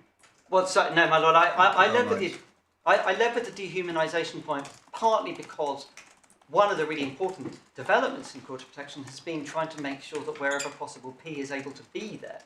So we do have a distinct scenario. This is not, for instance, someone we talked about in a judgment. This is someone who might well be present in court, either there remotely or in court, who is being referred to by initials. And Mr. Justice Mostyn has been pretty trenchant about this, and I would endorse, as it were, his trenchancy. I agree, my Lord, it's not an easy situation to end up in, but it is one I really wanted to make sure I brought to the court's attention. Yes. And I would link it, Lord Justice Coulson's point, which is it's not the same, but I'd say it's got functional analogies. The business of the risk of doing stuff which makes it more difficult for the judge, we must make sure that doesn't happen. The only other observation I would make. Is this number 5? Yes. Or is this still on 4? No, it's. I've really. No, I think it's 5. Is that we do need to bear in mind that a significant number of cases in the Court of Protection are legally aided. And it's not cost-free to prepare 2 versions of position statements. So say again, it's not cost-free? It's not cost-free if you're going to have to prepare 2 versions of position statements. One which you can provide to the judge, for the judge to use, and one to hand out to observers if observers are there. It's not going to be determinative of your decision, my Lord, but it is an important contextual factor. And even if it's not legal, so that's cost on public purse, If the person is paying themselves, or the parties are paying themselves, that's cost on a private purse, or potentially the purse of local authority, NHS trust. So it's a really difficult problem, and in part it's a problem which has arisen because the way in which the Court of Protection threw its doors open back in 2016 at a point when no one ever came. We now have a situation where brilliantly lots of people come and it's very important, but we are grappling with some of the really quite serious fallout consequences. So, my Lord, those were my principles I was seeking to have for thinking going forward. But as I said, it is extremely important on my client's behalf that, and I'm now in the final leg of my submissions, to think about how Mr. Justice Poole thought about matters on the facts of this case. Just to keep us within the bounds of the grounds. Yes. Are you going to hear which grounds are you going These to are 2D and 2E. 2D and E and to an extent 1, is it? Yes. Yeah, I'm really not going to say much more about 1, okay. but yes. So it's really 2D and 2E. Yes, I have tried to make my... Yeah. I've taken them out in slightly different order, but as a grounds of appeal bingo, they will have been ticked off by the end. So we submit that the judge fell into, and I really do need to emphasise, this was the bit that I really, really hoped that Ms. Sharon was going to be able to do, because I think it's very important wherever possible juniors are able to make submissions. I will attempt to do justice to her submissions. Well, there's going to come a point where you'll be able to communicate. Oh, completely. So in a sense, if you have the opportunity then to speak to her, then you'll be able to add anything after the break. Exactly. Yeah. That you would have wanted to say had she been tugging it down. Kicking me. So yes. So there are three errors we suggest the judge fell into in submissions. The first was Mr. Justice Poole's approach to the Article 8 rights of the deceased and the appellant and her family. So this is E. Yes. And then the second was the failure to differentiate between what information was merely of interest to the public as opposed to being interest which is in the public interest to provide.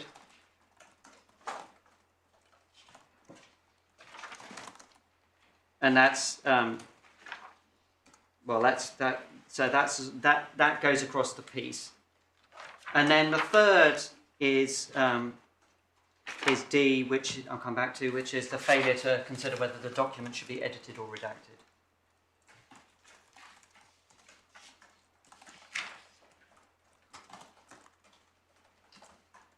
So, to start with the Article 8 issue, it is self-evident, but I just need to emphasise that these proceedings literally involved matters of life and death. And they, of necessity, required information of just the most incredibly personal and sensitive nature to be shared with the court. And the position statements contain reference to or excerpts of significant amounts of such material. And the court will understand why I don't read that out. The position statements are in a supplementary bundle, and I should just make it clear, by referring to that, I am absolutely not in any way, shape or form trying to say that because it's there, anyone else is allowed to see it. They're in the supplementary bundles. To just really contextualise for the court's reference, the kind of two categories of things which are most concerning, as it were, excerpts of private communication between the deceased and his family members, including his very last communications with them. Self-evidently communications entered into with an expectation of privacy. And then highly disputed and intensely personal allegations regarding dynamics within the family, not the subject of any findings, and then weren't relevant to the decisions that the court actually made.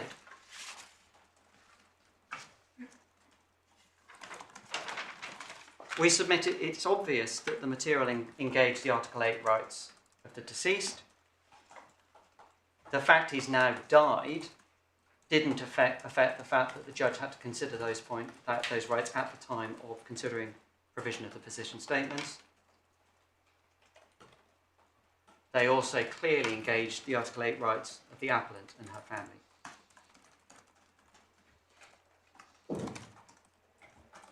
And a further contextual factor here is that both the appellant and her wider family, but also more to the point, the deceased, are very private people. And the very private nature of the deceased was expressly referred to in the living will, to which the court's attention was specifically drawn. For the court's reference, it's page 274 in the supplementary bundle, paragraph 33.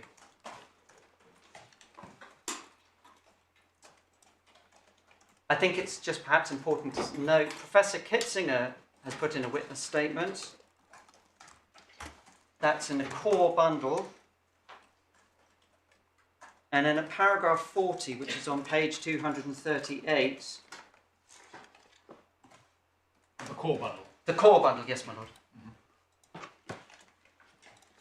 So, page 238, Professor Kitzinger refers to a witness statement filed by Ms. Huntington. That was in the context of whether or not the transparency order should be continued.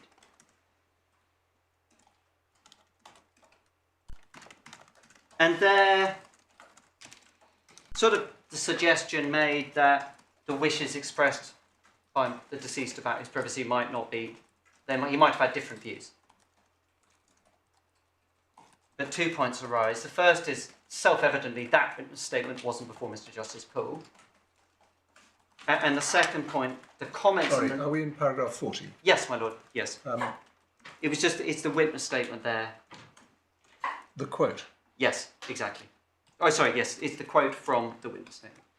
And It's simply there, the fact that it was simply because I made an assertion that the deceased was a very private person. Ms. Huntington says, yes, he was a very private person, but she goes on to say, there are other things which might take, he has a different perspective.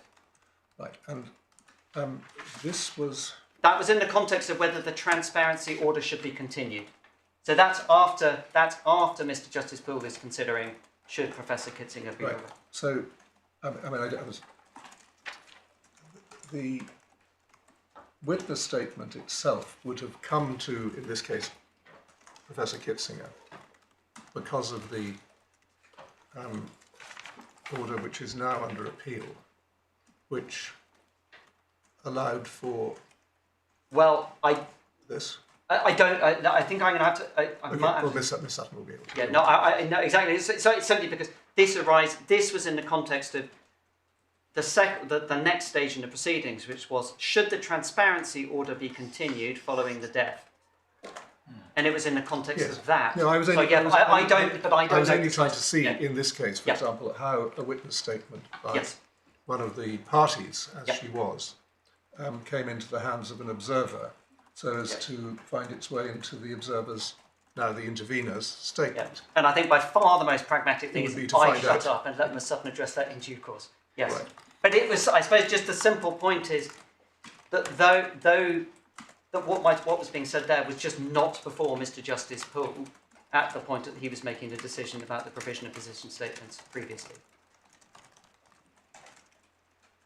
And as we'll come on to in a minute, the observations in the living will were plainly relevant to the decision that the court was taking, but as we'll come on to in a minute, they just don't get referred to in the judgment. And then the last matter, kind of framing the Article 8 issue, is that a number of the appellant's family have professional public-facing roles. And she had and has a concern that their private lives, reputations and livelihoods will be interfered with if highly personal material regarding a family flows into the public domain. It is, of course, correct that the transparency order has lapsed and was not extended. So names are in the public domain, but the stuff in the position statements is not. So those are the kind of, we've oriented ourselves in time and place for the the crux. And then if I can invite you to turn to the judgment of Mr. Justice Poole, which the material bit, if you just give me 1 second, is first of all, it's page 66.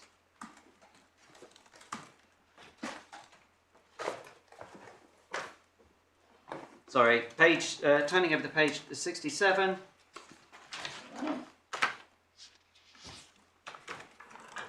This is in the kind of general observations. And then, private submissions emphasize private nature of material. Great majority are covered in public subject transparency order. Indeed, information related to court is personal. Transparency order allows reporting and communication of it without undue interference with the Article 8 rights of P and others. That is the balance struck. So that's at sort of general level, and then we come to his specific application. Paragraph 42. Page 68.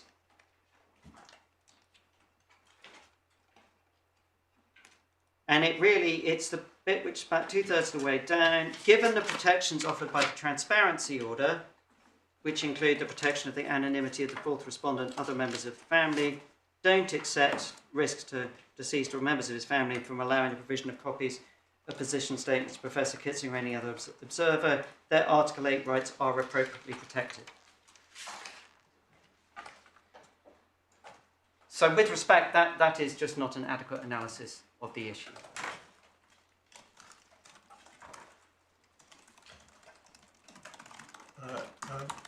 I'm sure you're going to tell us why, but we have here, we're looking at a judgment which was given in July when the transparency order was in force. Yes. Although, of course, everybody now knows that following at least Avassi, transparency orders go off in a case of this sort fairly shortly after death. So, one question that what might be prompted by this is how protection is achieved, because it's not as if the disclosed documents go off and disappear at the point that the transparency order ends. No. They just sit there. They do.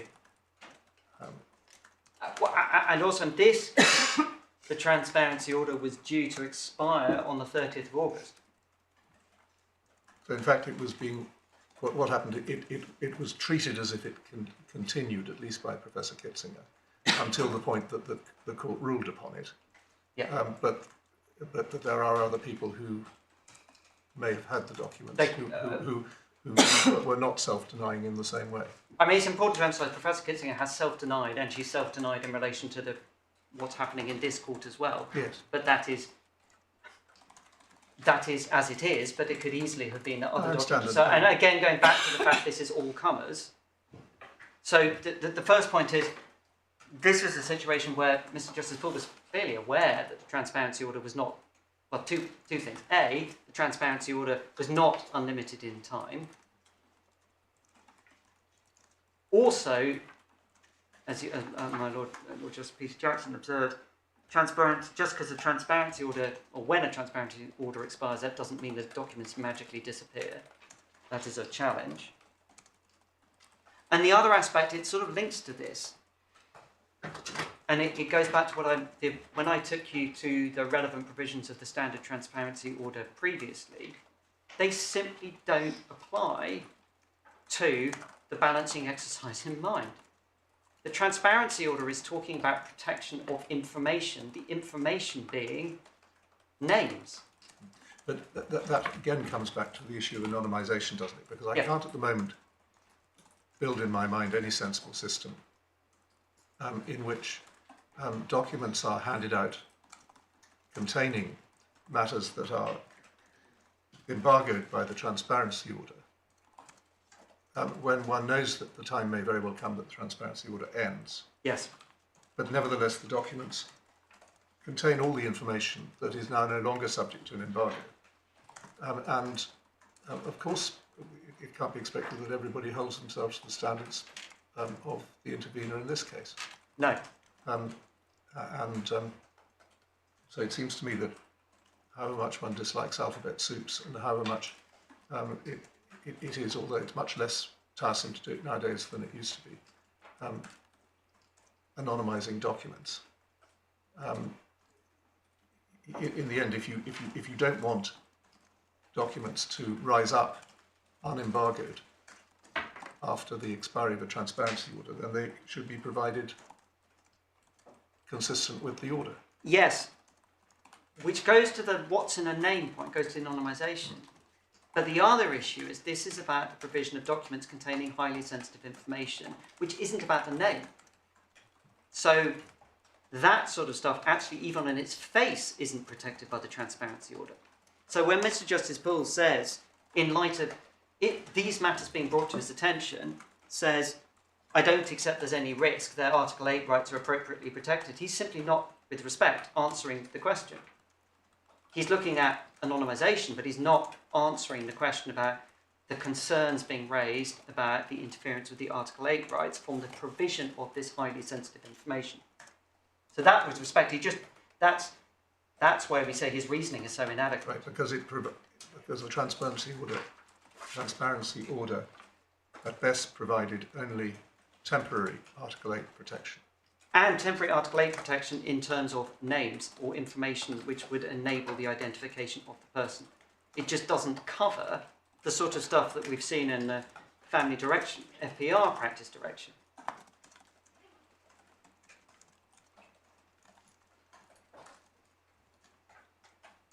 I'm talking about in the context of Article 8 protection here, obviously, of family members.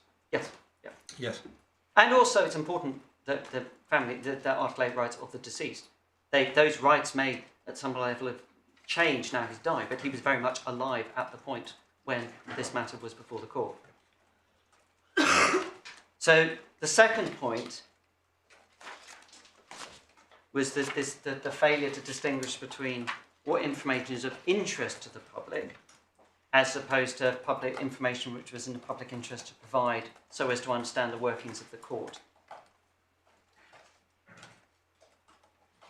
And we absolutely acknowledge there may well be stuff contained in position statements which is of interest to the public, and there might well be things which add colour to a blog or could be used for educational materials. But we need to be very careful in my submission, respectful submission, before allowing that to allow or to prevent that taking people away from the narrow focus of what it is which is in play when we're thinking about provision of documents under 5.9. And whether we're talking about transparency, which was my attempt to give a different framing, or open justice, whatever it is, it's in my submission very clear that the underlying driver is to support decision-making by the court, understanding of the decision-making by the court.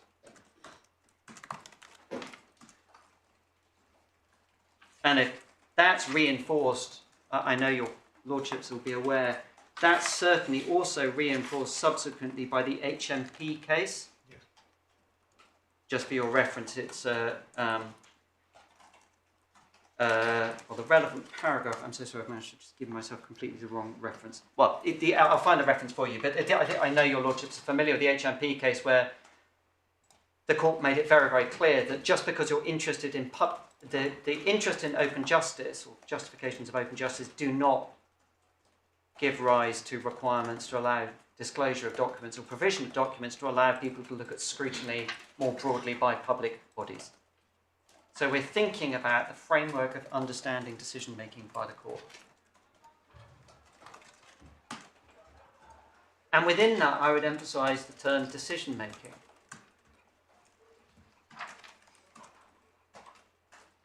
Because this is not a situation, it's a very unusual situation, but as we discussed a few minutes ago, this is a situation where ultimately there was no judicial decision in the sense of a judicial decision after contested submissions on the key point. There had been a dispute about the circumstance. Well, there have been two different things. There had been a dispute about the validity and applicability of the advance decision, that had given rise to a judgment, a very important judgment, about what it means to be able to, or what it is that you have to do to show an advance decision is valid and applicable, and what should happen if a medical body is concerned. The hearing in June, the 30th of June hearing, had been listed to deal with the remaining issues about whether the ADRT was authentic. And ultimately, after a lot of consideration, the family decided not to pursue any challenge to that authenticity. No evidence was heard, and the court did not make any decisions or determination. All the court did was recite that the challenge had been withdrawn, and because the living will was determinative because the court had found it to be valid and applicable. Just for your reference, the relevant bit where the court records that is, it's at page 231 of the supplementary bundle. We don't need to go to it now. So the observer is entitled to know why a judge reaches their decision. They're not, on your submission, entitled to know why parties reach their decisions. Yes, bluntly. It's as simple as that. Short-circuited, slightly longer submission I was going to make. At this point, of course, I know you said you've effectively dealt with ground one of your appeal, but this point bites on ground one, doesn't it? Yeah, it does. Because of the judge's decision, retrospectively, to vary an order for the provision of position statements, which dealt with, at that point, a contentious dispute about the circumstances in which the ADRT had come into existence, or the disputes within the family, but that had now all gone. Yes. And that was plainly a matter that the judge could or should have considered when authorising the unrestricted release of those earlier documents. Yes, exactly.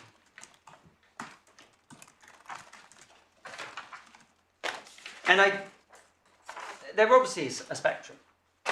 But in my submission, the spectrum of a judge wanting to enable parties to understand how things have unfolded may be natural, but it is incredibly important, especially in the context of the Court of Protection, to go back to the perspective that we started with, that this is a situation where highly sensitive stuff is being dealt with, and we're trying to enable public access to understand the workings of the court. The other observation I'd make is that Professor Kitzinger, and it's very important to emphasise, Professor Kitzinger, when she put in her application invited by the judge to put in writing why she wanted to see the position statements, we can see that at page 236 of the supplementary bundle. And it's important to emphasise, as she made clear, this was not done with the basis of legal advice, but it's instructive to see what it was she was wanting to know. So one of them was, I don't know why the trust changed its position on validity. Well, as the exchange with Lord Justice Cobb, that's not a matter of going to the court's decision. I don't understand the basis on which the family believed the living will to be fraudulent. Again, that's a matter for the family. That's not a matter for an observer. And the other one was didn't understand about how best interest decisions were being made during a period when the ADRT's status was in doubt. It's entirely understandable, and Professor Kitzinger is very well known for her championship of advanced decisions to refuse treatment. It's entirely understandable why Professor Kitzinger personally would like to know that. But in my submission, that's exactly into HMP territory. She's concerned, on the face of it there, about why medical decisions are being made by a trust where there's an ambiguity about an ADRT. Understandable public interest, that's got nothing per se to do with open justice. So we say that Mr. Justice Poole, when he touched on this, and the reference is at paragraph 63 of his judgment, he casts the net too widely. He doesn't focus in on the issues he's actually required within the framework of what we're trying to think about here, which is, do you actually need to see these documents to understand how the judge reached their decision? So, sorry, what paragraph did you say? 63, my lord. Did I say 63? Sorry, I'm so sorry. I meant sorry, it's 40. I'm so sorry, my lord. I was 42. No, 43. So it's 43. Sorry. Sorry. It was a tough. Yeah. So the purpose of open justice in relation to non-parties, including observers as we're concerned with in this case, is to assist with an understanding of the any particular hearing that they are permitted to observe. Yes. It's not to put them in the position that the judge is in. I mean, these are questions, supplementary bundle, page 236. Might be the very questions that might go through a judge's mind. But we're not here seeking to put the observer on the bench. My Lord, if I may say so, that's an extremely. That gets it in a nutshell, and it does get. There will be situations in which people will attend events of this kind, seeking to understand as much as possible, understanding as much as possible, but not understanding everything. Yes. And that's the nature of the situation. Yes. And I should say, it can be, having experienced it myself, it can be unbelievably frustrating. But that shouldn't be shading over into, that then means we have to enable everything to be shared to put the observer, the non-party, in the position of the judge.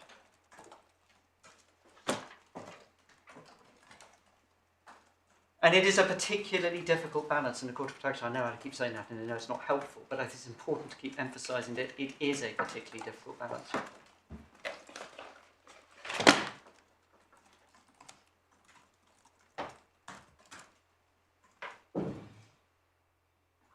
So my last point was the standalone point in relation to redaction, the failure to consider redaction. Because redaction is different to... And we've already identified how the court, it's a separate point, 5.9, rule 5.94, court have to consider redaction. And before you develop this, I'd mentioned before that one way of approaching this is that one might have a rule of thumb at the beginning of proceedings that if documents were going to be made available to non-parties, including observers, that they might be disclosed, redacted in accordance with the transparency order. Because one sees, for example, that there were, in the made transparency order, there were particular characteristics yes, of the deceased, which were of no particular interest to outsiders, but were meaningful, very meaningful to the family and to the individual himself. And so, I mean, one way of trying to have some sense of order and everybody knowing what key they're meant to be singing in is for redaction to mirror restriction as per the order. yeah, absolutely. That certainly would easily be, stated, but yes, yes, that certainly would be one way forward. I think a range of complexities which might arise, but at least everyone would know where they stood when from the outset. yeah. I do come back, though, my lord, to the fact this is, and it may just be a cost which has to be borne. That's not cost-free to prepare two different versions.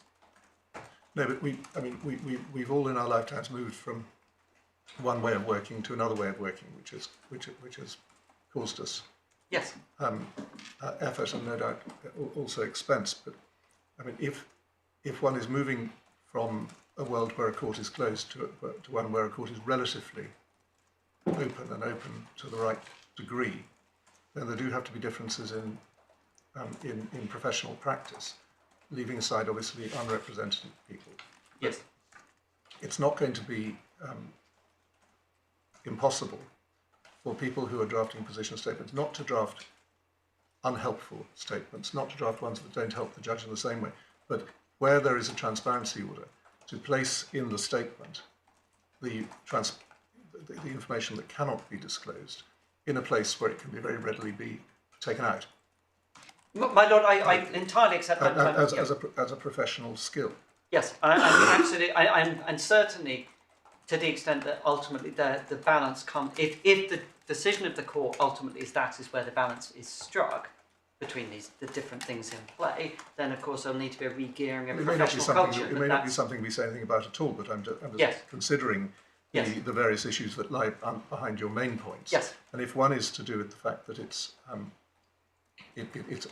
a burden to do this, it's a burden that can be lightened somewhat by teaching good practice and learning good practice. It is. I mean, of course, one quick observation is counsel or lawyers won't necessarily. It's not notwithstanding the efforts of the Open Justice Court of Protection Project. It is not every case which observers turn up at, and so you do have. At what point do you go? Well, every single time I'm instructed, I need to think of doing two different versions on the off chance. I mean, there are a whole range of things, and I don't want to throw up unnecessary. I'm certainly not seeking to throw up unnecessary obstacles. It's just, and in a way, that might be exactly the sort of thing which the Ad Hoc Rules Committee is best placed to think about in terms of where the different balances and burdens lie, and but certainly it would be possible professional cultures adjust. But it's and you know, we've seen professional cultures adjust very considerably in light of the moves towards open justice and transparency, and they will continue to evolve. Anyhow, and this case is an adjustment.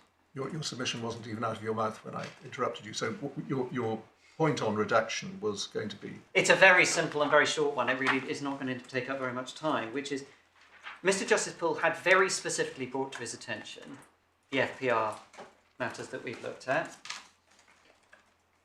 He refers to them, but with respect, Mr. Justice Poole then doesn't grapple with the fact that he's having to think separately and in detail about redaction. And I should just also, just for completeness, say the submissions which were put in the kind of aftermath of the 30th of June hearing flagged, and it's paragraph 35, Roman 5, page 277 in the supplemental bundle.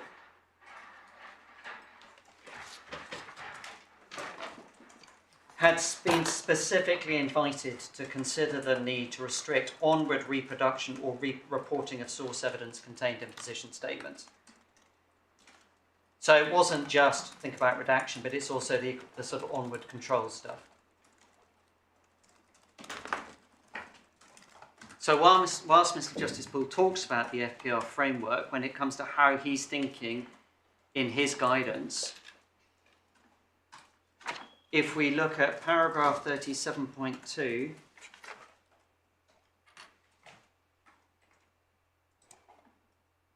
again, really, this is just the same point which we've discussed previously, and it's the opening sentence. The transparency order is the mechanism through which the persons are prohibited from communicating or publishing certain information. Most cases won't be necessary to consider further prohibitions in respect of information within a position statement when deciding whether to permit or direct its provision to an observer. This is, again, in a zone where the transparency orders are just not geared towards thinking about particular protection of evidence-sensitive information. The transparency order all geared towards the name and identification of identifying characteristics. He also, at 37.3, it said about 2/3 of the way down that paragraph, it was submitted position statement should be provided only to allow for understanding of the hearing, but with a prohibition on an observer quoting from them. Don't believe it's necessary for the court to engage in that distinction. Transparency order prevents publication of the relevant information. Well, with respect, no, it doesn't.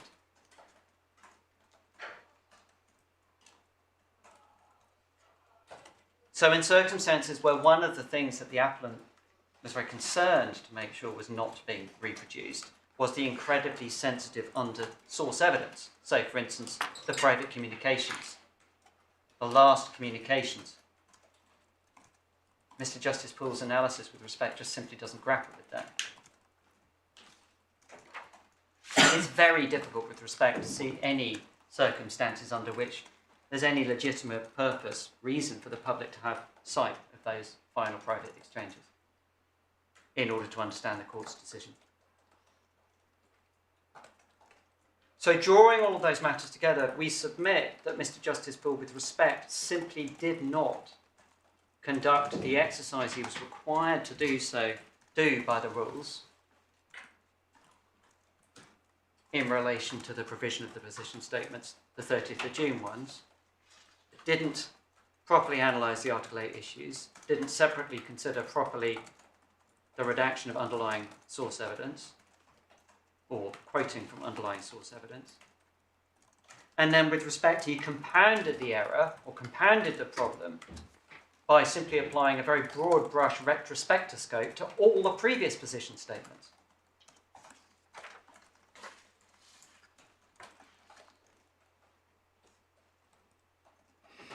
So my laws will be relieved here. That's essentially, I've got to the end, I've got a couple of summarising points.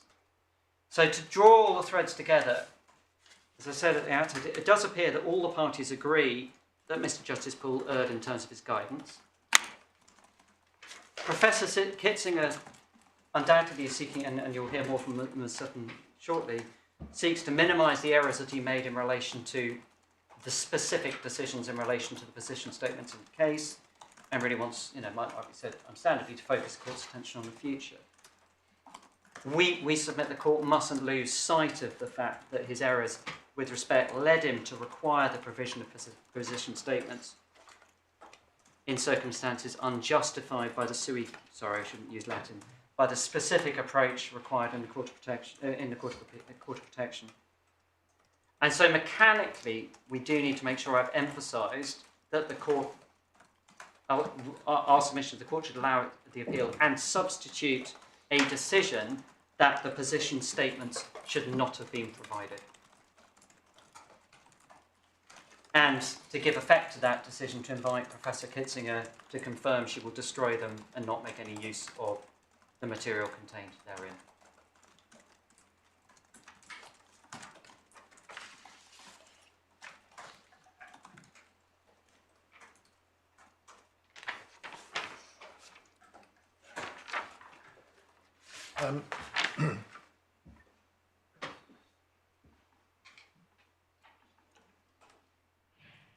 Can you just say a little bit more about the substituting of a decision? Yes. Would we not have to study the position statements ourselves? Before we start on an exercise of telling people to destroy documents, would we not have to acquaint ourselves with the contents of the documents, remake the decision? Yes, I think Ms. Sutton is nodding at me sagely. Yes, I agree formally, yes, you would. And I suppose my submission would be, it is so obvious. My submission is, of course you have to do that, but my submission will be, it will be so obvious for you in due course as to the fact that the position statement should not have been provided in that form, that it's not necessary, for instance, to remit this matter back to Mr. Justice Poole to make it go and ask him to make the decision again. So sorry, I did short circuit that. And then within that, right. So, just while we're of course, thinking about this, first question: to whom were these position statements provided? as I understand it, they were provided to Professor Kitzinger. Were they? Do you mind if I just look to Ms. Sutton here? Because there's someone else's name I've seen mentioned, and I'm never quite sure whether they actually Yes, there was received them. dignity in dying or something like that. Yes, it was. So I think there might have been somebody called Zach Moss whose name has been mentioned, but I don't know whether or not he was ever actually provided with them. The order provided for them to go to Professor Kitzinger. So Right. we can certainly I appreciate clarify you're at a that. disadvantage not having been on site at the time, Yeah. but I'm extremely grateful to Ms. Sutton. She confirms it's at 232 of the supplementary. The individual I've just named, Yes. that was a circumstance where there was a discretion to provide. It was not a direction. So my understanding is that certainly the position statements from my clients, and I will certainly double check the position over lunch, the only person who's got them is... Well, I know that Ms Sutton will know the answers to all this, but just if there's anything you want to say about it, I think we need to know Of course.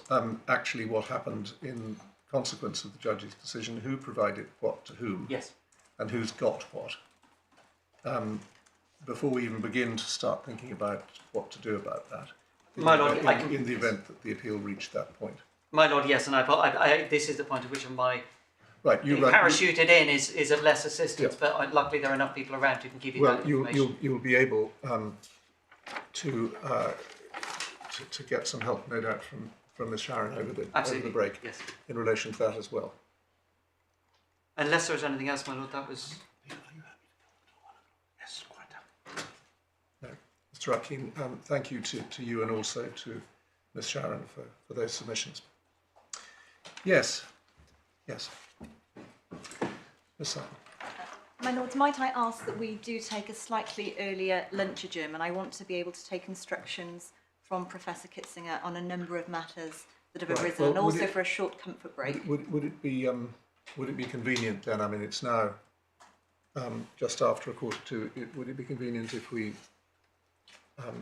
restarted at say 10 to 2, and then we can not lose any time as a result. And you've got some of the practical questions which I think would be helpful if we were up to speed with. Certainly.